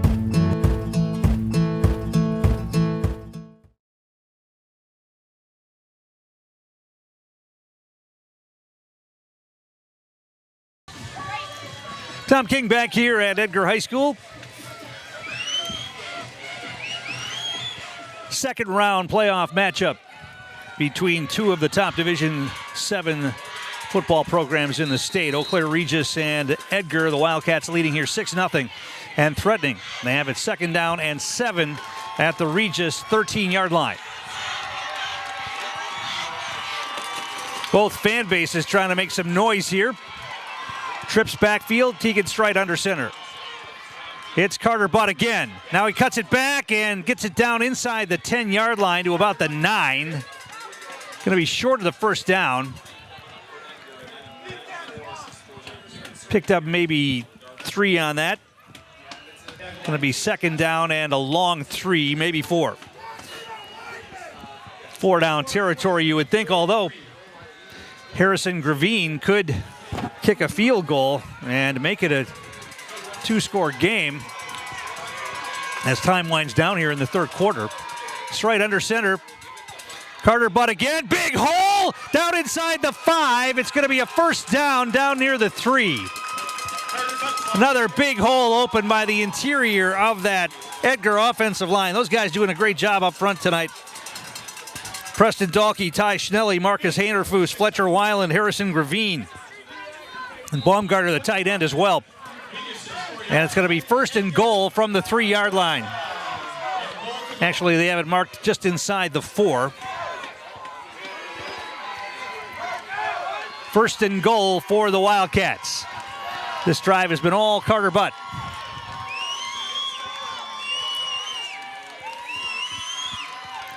And they'll give it to him again, and he's going to get into the end zone. Touchdown, Wildcats!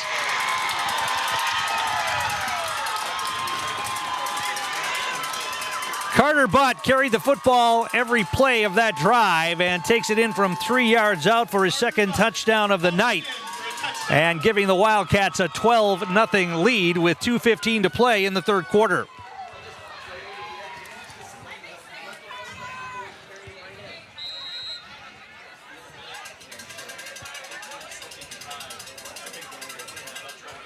They're going to go for 2 here. Baumgartner and Colby Weisenberger split out wide right. Leighton Schuett is wide to the left. Let's see what they want to do. Split backfield. They're going to try to give it an inside handoff. It's going to be no good. He went down short. They tried to give it to Butt, and he came up short. But it is a 2-possession game right now. 12-0 Wildcats. Back in a moment. You're watching high school playoff football on Zaleski Sports. Winter's coming fast, which means it's time to hit the trails. Bill's Service Center has all things you need to stay warm and dry on the trails this winter. With a full selection of jackets, bibs, helmets, boots, casual wear. And don't forget that Bill's is your chainsaw safety gear headquarters. Bill's Service Center is your one-stop connection for all your cold weather riding gear. Don't freeze your jingle bells off. Get your cold weather riding gear at Bill's Service Center. Bill's Service Center, where the adventure begins.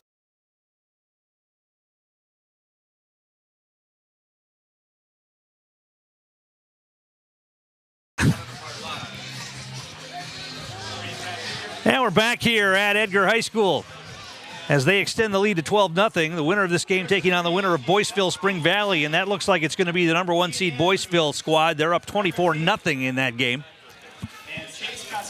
Edgar would like nothing better than to take a trip west next Friday night.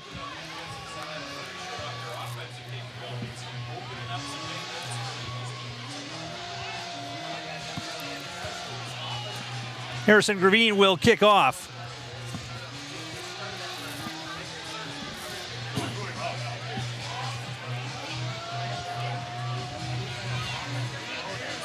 Carter Butt on the sideline taking a special teams play off here. Let's see if he'll be back out there for the next defensive series, because he ran every play on that drive. Short kick going to be taken at about the 14-yard line. They're going to set up the reverse. It's a fake reverse, and Edgar wasn't buying it.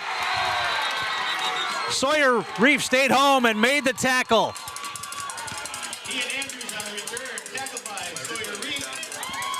Sawyer Reef stayed home and didn't go for the fake and didn't allow Ian Andrews to get the corner, and it's a tackle at about the 18-yard line. So that's where Regis will start this possession, 1st and 10 from their own 18.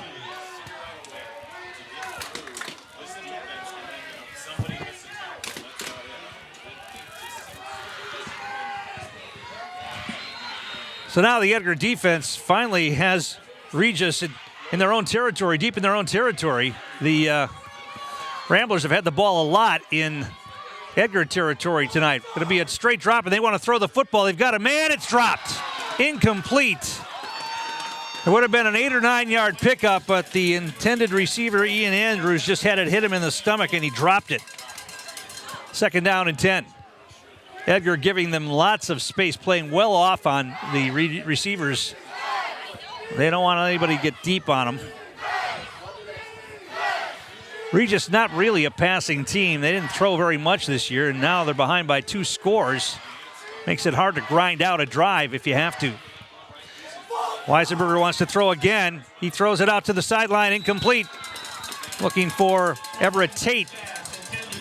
And this may be a little bit of a panic situation here for the Ramblers. 2 straight passes.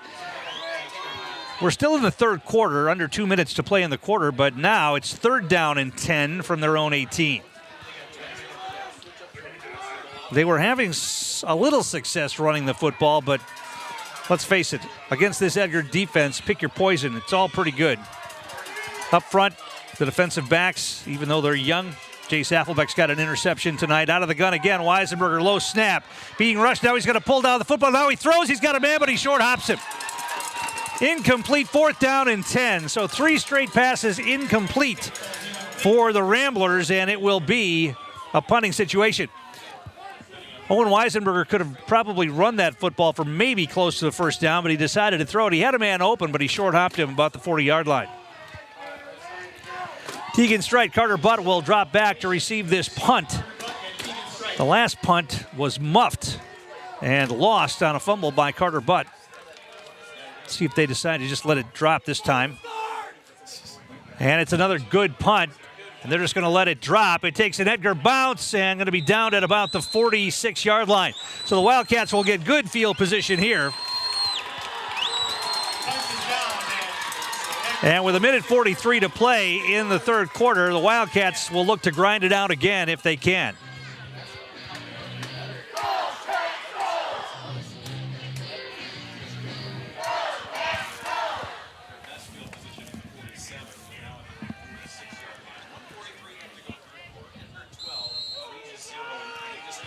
So the Wildcats will come to the line, and it'll be Weisenberger and Butt in the backfield. Affelbeck, I believe, is the wing.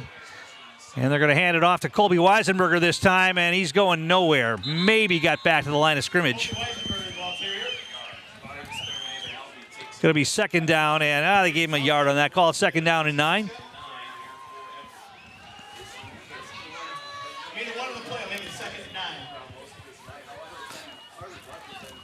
More important, though, Edgar just wants to run clock now. Grind it out, run as much clock as you can. With their defense, they probably think 12 points is going to be enough. Obviously, you'd like to add on, but Regis has had their chances tonight, just haven't been able to cash them in the red zone. Split backfield, straight under center. Man comes in motion. That's Weisenberger. They're actually going to hand it off to Weisenberger. Now he cuts it back. Positive yardage across midfield into Regis territory at about the 49-yard line. Called it a pickup of maybe 5 on the play. They gave him 4. Call it 3rd down and 5.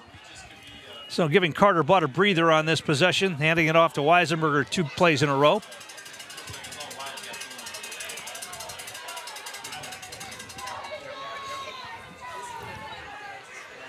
Third down and 5. Final play of the 3rd quarter coming up. Unless it's an incomplete pass. Strite's taking as much time as he can.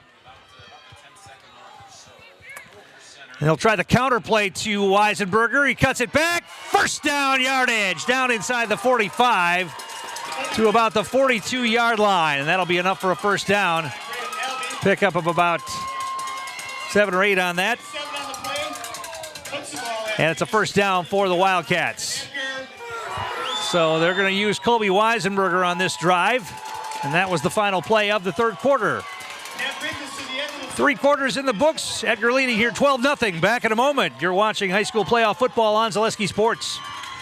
I know that I can handle schooling my children because RVA provides the tools that I need. The RVA has adjusted curriculum by placing children right where their learning is. That's the #1 goal, is to make sure that your children are learning, and so you don't move on if they haven't grasped the concept. You stop, pause, and you make sure that you grasp that before you move on. The RVA will work with your child's needs and will provide the support and the attention that your child not only needs but deserves.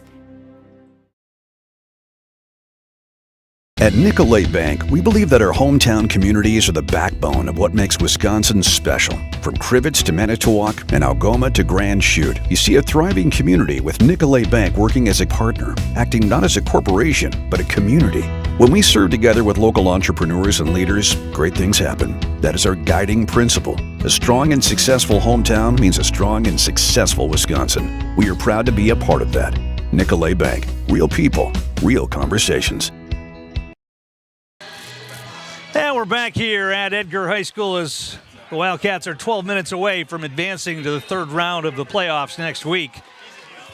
They'll look to finish it up with this drive, put the game out of reach here. It's 1st and 10, Edgar at the Regis 42-yard line. Trips backfield behind Tegan Strite. They're going to hand it off to Weisenberger again, trying the left side. Now he cuts it back, gets it down inside the 40 to about the 38. Pickup of about 5 on that. Yeah, maybe 4 on the play. 2nd down and 6.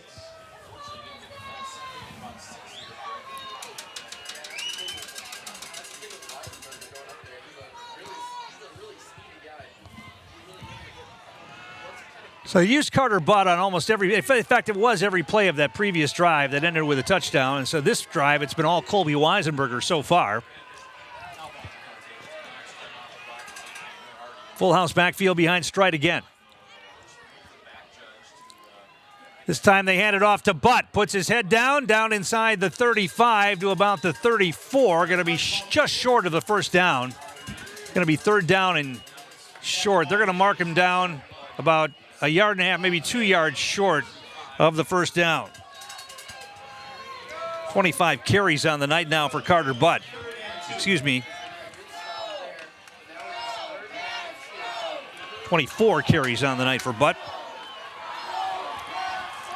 3rd down and a couple.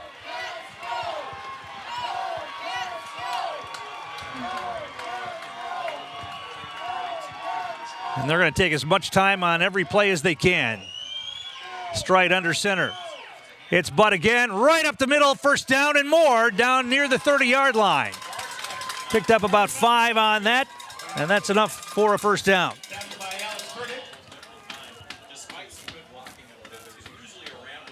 On the play, puts the ball at Regis's 30-yard line. And Edgar, 1st and 10 for the Wildcats at the 30-yard line of the Ramblers. Culligan Water, one of our great sponsors. Get Culligan Water for only $9.95 a month for the first 3 months. Visit Sterling Culligan Water at CulliganH2O.com.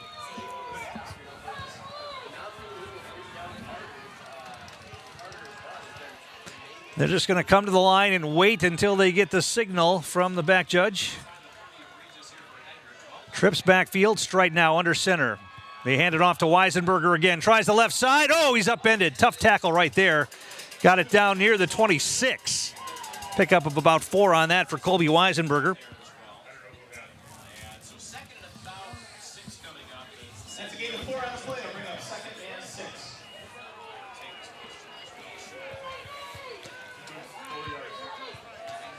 One of the things that the Edgar defense has done tonight to keep this game where it is limit the chunk plays that the Ramblers have been able to put on the board.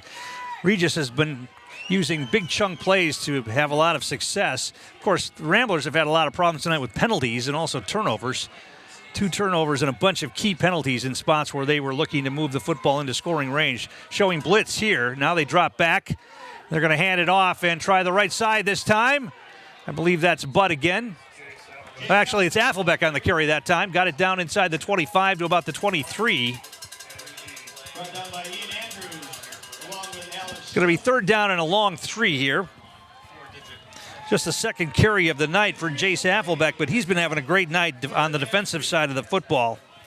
He's got an interception. He's got a whole bunch of tackles. And just giving the other guys, Butt and Weisenberger, a breather on that play. 3rd down and 3.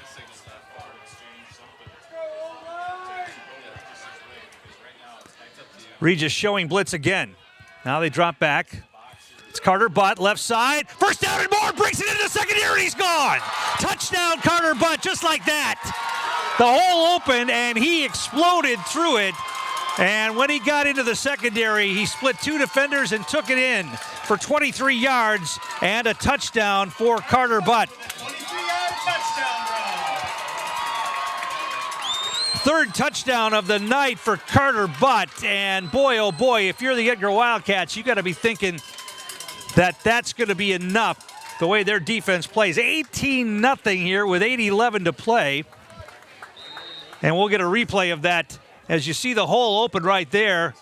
Look at that hole as he goes through, and then it's just a foot race, and he beats 2 defenders to the end zone. Great job again by the Edgar offensive line. That was a huge hole for Carter Butt that time. He didn't have to run over people. Took it in. Now they're going to go for 2 points again, straight under center. Hand it off to Butt again. Another huge hole, and he's in for the 2-point conversion to make the score 20-0. Edgar with a dominating second half so far. We'll be back with more after this. You're watching playoff football on Zaleski Sports.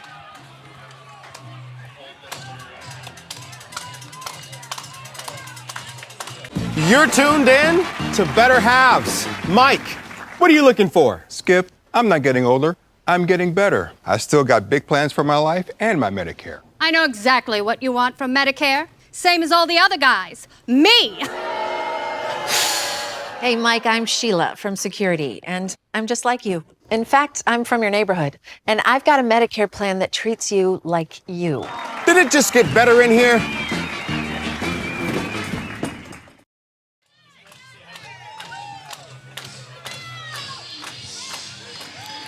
$89 yards rushing in the second half for Carter Butt and 2 more touchdowns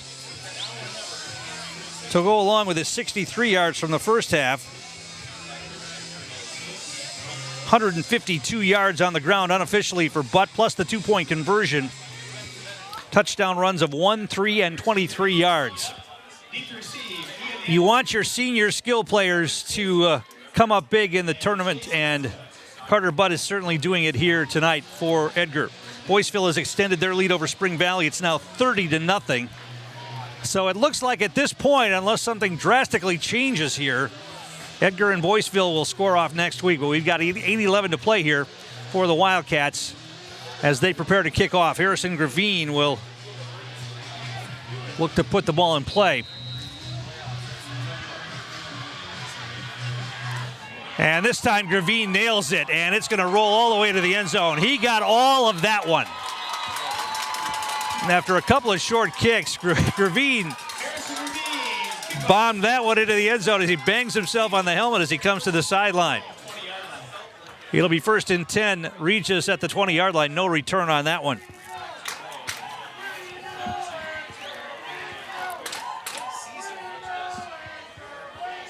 Considering that the Edgar defense has put up 8 straight shutouts, the idea that Regis would be able to score 3 touchdowns here in 8 minutes would seem to be a tall order. Owen Weisenberger is going to operate out of the gun. It's going to be a direct snap. No, it's going to be a fumbled snap. And Edgar says they have the football. Do the officials agree? They're going to talk about it. Edgar thinks they have the football. It's going to be a flag. It's going to be an illegal procedure call. As I think the Edgar center tried to snap that one back to the shotgun and just, I don't know if it went off his butt or something, and it just dropped to the ground. So that's an illegal procedure penalty.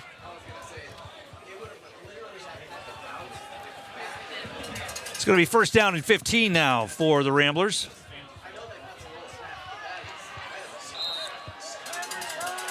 Four receivers in the pattern. Once again, a little confusion as to the coverage. Weisenberger's going to throw. Across the middle, it's going to be incomplete off the hands of the intended receiver. Bullet pass. He was trying to get it to Ian Andrews across the middle of the field. Incomplete. Once again, Regis, the last possession, went out 3 passes incomplete right away. And now they try a pass here, down by 3 scores. But they haven't had a whole lot of success. Just 1 pass completion in the game. That was early in the contest of just 10 yards. Three receivers split wide left. They only have two guys covering them all. Here's another pass. That one's caught on a slant pattern across the 25. Tegan Strite on the tackle. And the catch made by Everett Tate. So they got a chunk of that yardage back. It's going to be third down and about 6, maybe 5. Third down and 5 for the Ramblers. Got to believe it's going to be 4-down territory, even where they are right now, down 20-0. Weisenberger wants to throw again. Another slant that's going to be incomplete. Actually, they were trying to get that down the field farther. Trying to get it to Ian Andrews. Incomplete. Fourth down for Regis. And now they've got the decision to make here. You almost have to go for it, don't you? You're not going to get the ball back 3 more times in this scenario. So if you're going to try to win the game, you almost have to go for it here. Fourth down and 5 at their own 25-yard line. 3 receivers wide left, 1 to the near side. Owen Weisenberger out of the gun. Almost stumbles. Now he throws. They're trying to set up a screen. It's caught, but it's going to be close to the first down. Did he get it? He did get the first down, barely, on a little inside screen. Wow. Picked up about 6 on that. What a play call right there. And it's a first down, which keeps Regis's faint hopes alive here as we go down near 7 minutes to play. 3 receivers to the right again, 1 to the near side. Owen Weisenberger, good snap. He wants to throw, has time. Now he's going to be wrapped up and sacked. Baumgartner got in there again. I think there was somebody with him as well.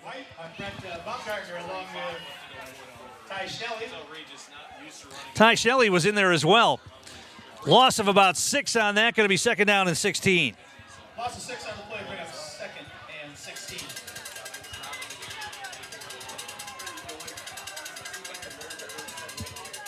And now it's going to be an illegal procedure call. 2 of the Regis players didn't have the right snap count. That'll back them up even further.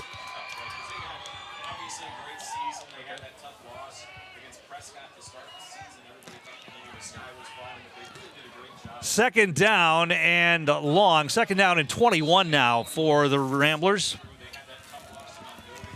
Our game brought to you in part by Fleet Farm. Toyland now open at Fleet Farm with their price match plus guarantee. If you find a lower toy price, they'll beat it by 5%. You'll get the best price on a huge selection of toys at Fleet Farm. Now we get another penalty flag, and it's going to be another illegal procedure call against Regis. So they are melting down right now. And they keep moving backwards.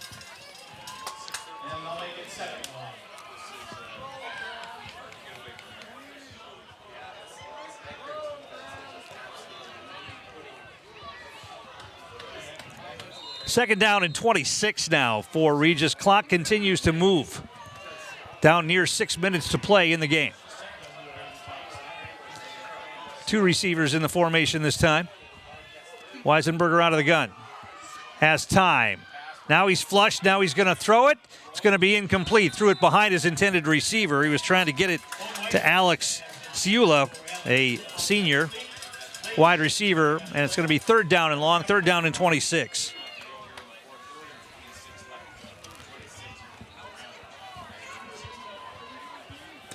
Once again, you can't say enough about the play of this Edgar defense all season long, and today against a very strong opponent, they have put up another 0. At least they have with 5.5 minutes to play. Weisenberger out of the gun, wants to throw. Now he's being rushed again. Now he pulls it down. He's going to throw it. It's caught by Ian Andrews, trying to find some running room. He's going to get it back near the original line of scrimmage, but it's going to be a fourth down and long play now. Got it out across the 31.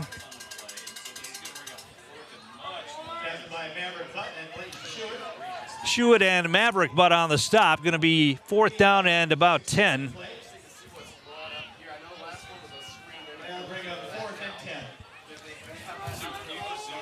Fourth down and 10. Regis will go for it here. Clock rolling, 5:13 to play. Two receivers left and right. Let's see if they dial up a blitz. No, they're going to stay back. Another throw to the sideline, and that is going to be caught for a first down across the 43 to about the 44-yard line. Ian Andrews went down to catch that one. So Regis stays alive here on a 4th down conversion. 1st and 10 at their own 44-yard line. We go under 5 minutes to play. 20-0 Edgar. Regis stays out on offense. Edgar playing a little prevent. Carter Butt hasn't blitzed at all this game, I don't think. Weisenberger wants to throw deep this time. He's got a man behind the defense. It's incomplete. Somebody lost coverage on that. The safety was late getting over, and the receiver, Ian Andrews, might have twisted his ankle as he went down. He's had trouble getting up. Now he's gonna run back to the huddle.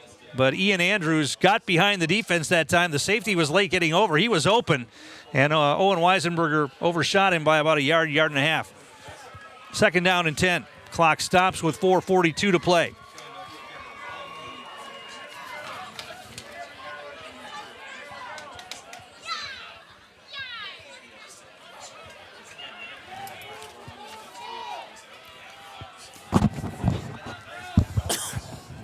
Second down and 10. Here comes the blitz. The ball's on the ground, and it's still loose. Edgar's got it. Is that Effelbeck again? No. On the fumble recovery for the Wildcats is Lucas Stanke. Lucas Stanke will recover the fumble at the 35-yard line, and that'll do it. With 4:38 to play, Edgar gets the football back at the Regis 35-yard line.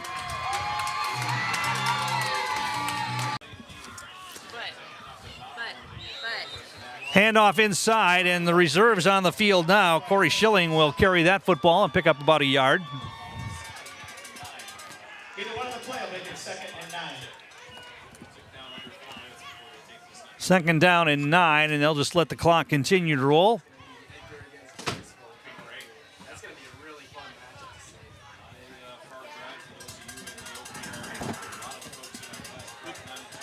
They've got Weisenberger, Butt, and Effelbeck on the sideline now. They've got the reserve running backs in. Tegan Strite is still under center.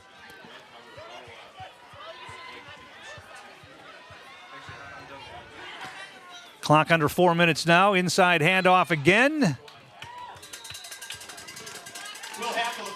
Will Hackle on the carry that time.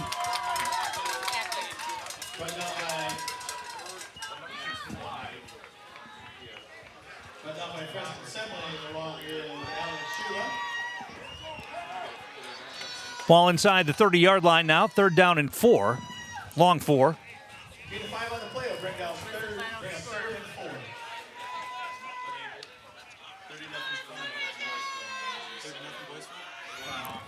4. Boyceville leading now 30-0. So Edgar will be taking a trip to Boyceville next Friday night. That's a final.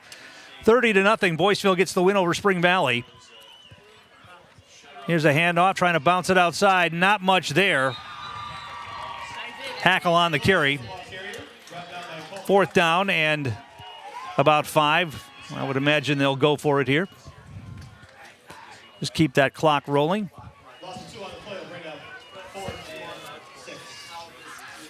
Carter Butt, 3 touchdowns on the night. 154 yards unofficially. Touchdown runs of 1, 3, and 23 yards for the senior.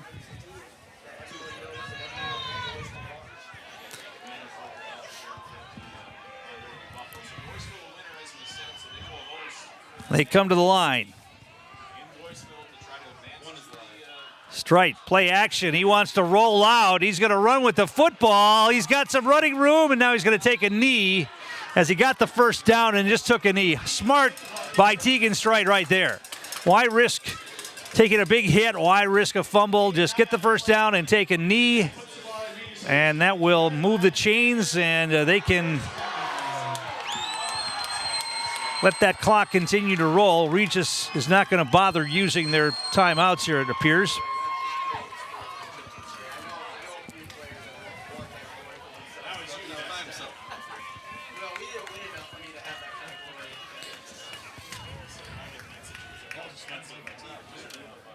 They're taking enough time, as much time as they can as they come to the line.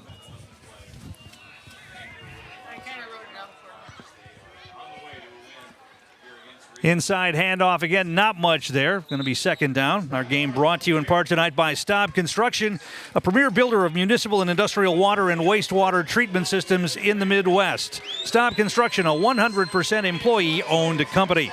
Our game day sponsors, Warner Insurance, Cropping Central, Greg Gruett Appliance, Edgar Lanes, Simplicity Credit Union, and Zamanda Dental, and also Edgar Building Supply, BAME Insurance, the Edgar Grind, Van Ert Electric, and BRB Auto Body. Timeout. Looks like the time now. The clock is still rolling, so they're putting some of the reserves in. Tucker Strite will come in at quarterback now to take the snap. The Nasonville Dairy postgame show coming up. Nasonville Dairy with fresh cheese curds made daily. Get your cheese curds at Nasonville Dairy in Marshfield, Curtis, or NasonvilleDairy.com. Inside handoff. That's going nowhere. Going to be third down, but they might have to run one more play. The Edgar reserves are taking their coats off, getting set for the celebration.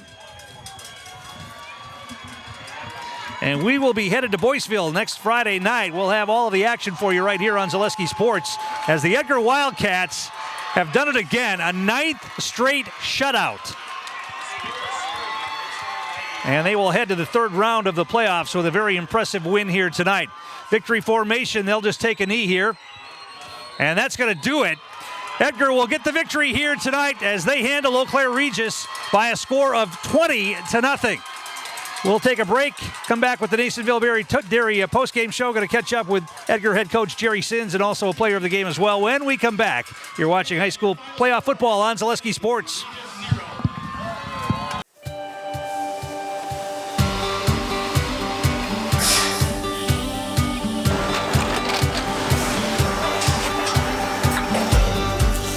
Good day. My name is Ken Hyman, and welcome to Nasonville Dairy here in central Wisconsin, Marshfield, Wisconsin, as a matter of fact.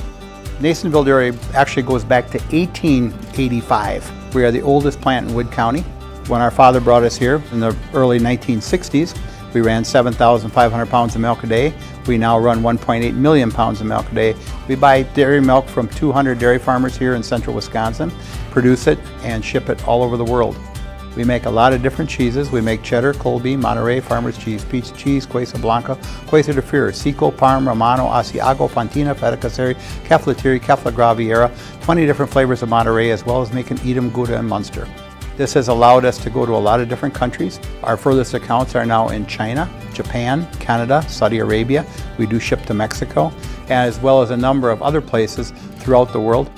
This is what we call Cheese Making 101. We tried to walk you through the cheese plant today, and we're in hopes that you see our people, what they're doing, and the amount of work that goes into producing the products that we hope you enjoy.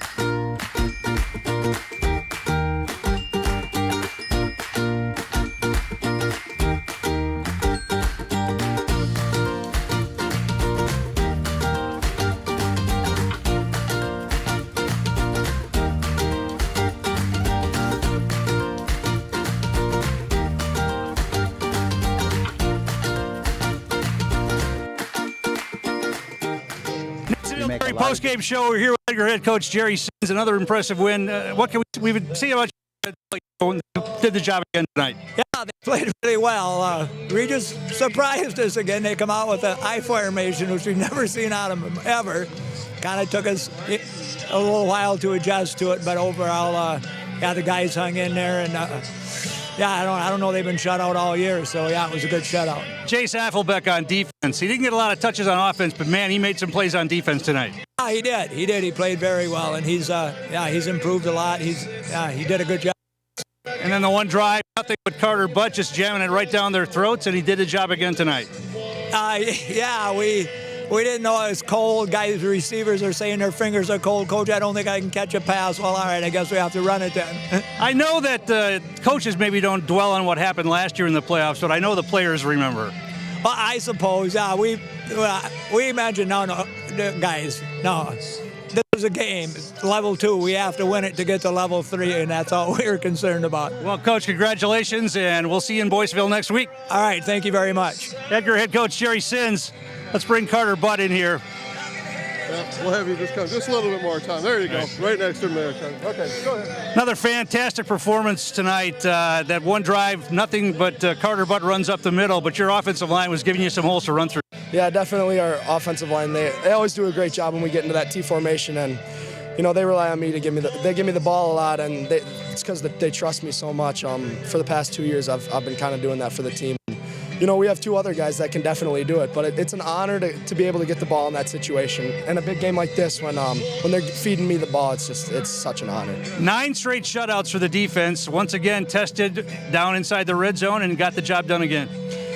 Yeah, it's gotten a little testy the last 2 games, but that's playoff football, man. And once they get inside the 20, I kind of talk to the defense like, hey guys, we got to really step up here. And that shutout streak, it's not everything, but it's a lot. And teams see that, and they're like, God, we got to just try to score once on Edgar. And we really step up when they get close to the end zone. But it'd make it a lot easier if we could do that, when they're at midfield instead. I know the coaches didn't dwell on it, but I'm sure the players remembered what happened last year in the playoffs, and it was good to answer it, wasn't it? Yeah, that was kind of the message between the players the whole week. Like, we were thinking 53-8, 53-8. That was the score last year, and now that we beat them 20-0, that's a 65-point swing, and that's just a testament to the hard work we put in and the great leadership our senior guys have showed. Well, congratulations. You know how the house works? Yep, I do. I'm Carter Butt, and I'm in the house. That's going to wrap things up here tonight from Edgar, as they will head to Boyceville next week in level 3 of the playoffs. 3 touchdowns for Carter Butt, adding to his big total here in his career at Edgar. We'll be with you next week from Boyceville. Once again, your final score here tonight: Edgar 20, Eau Claire Regis nothing. You've been watching high school football on Zaleski Sports.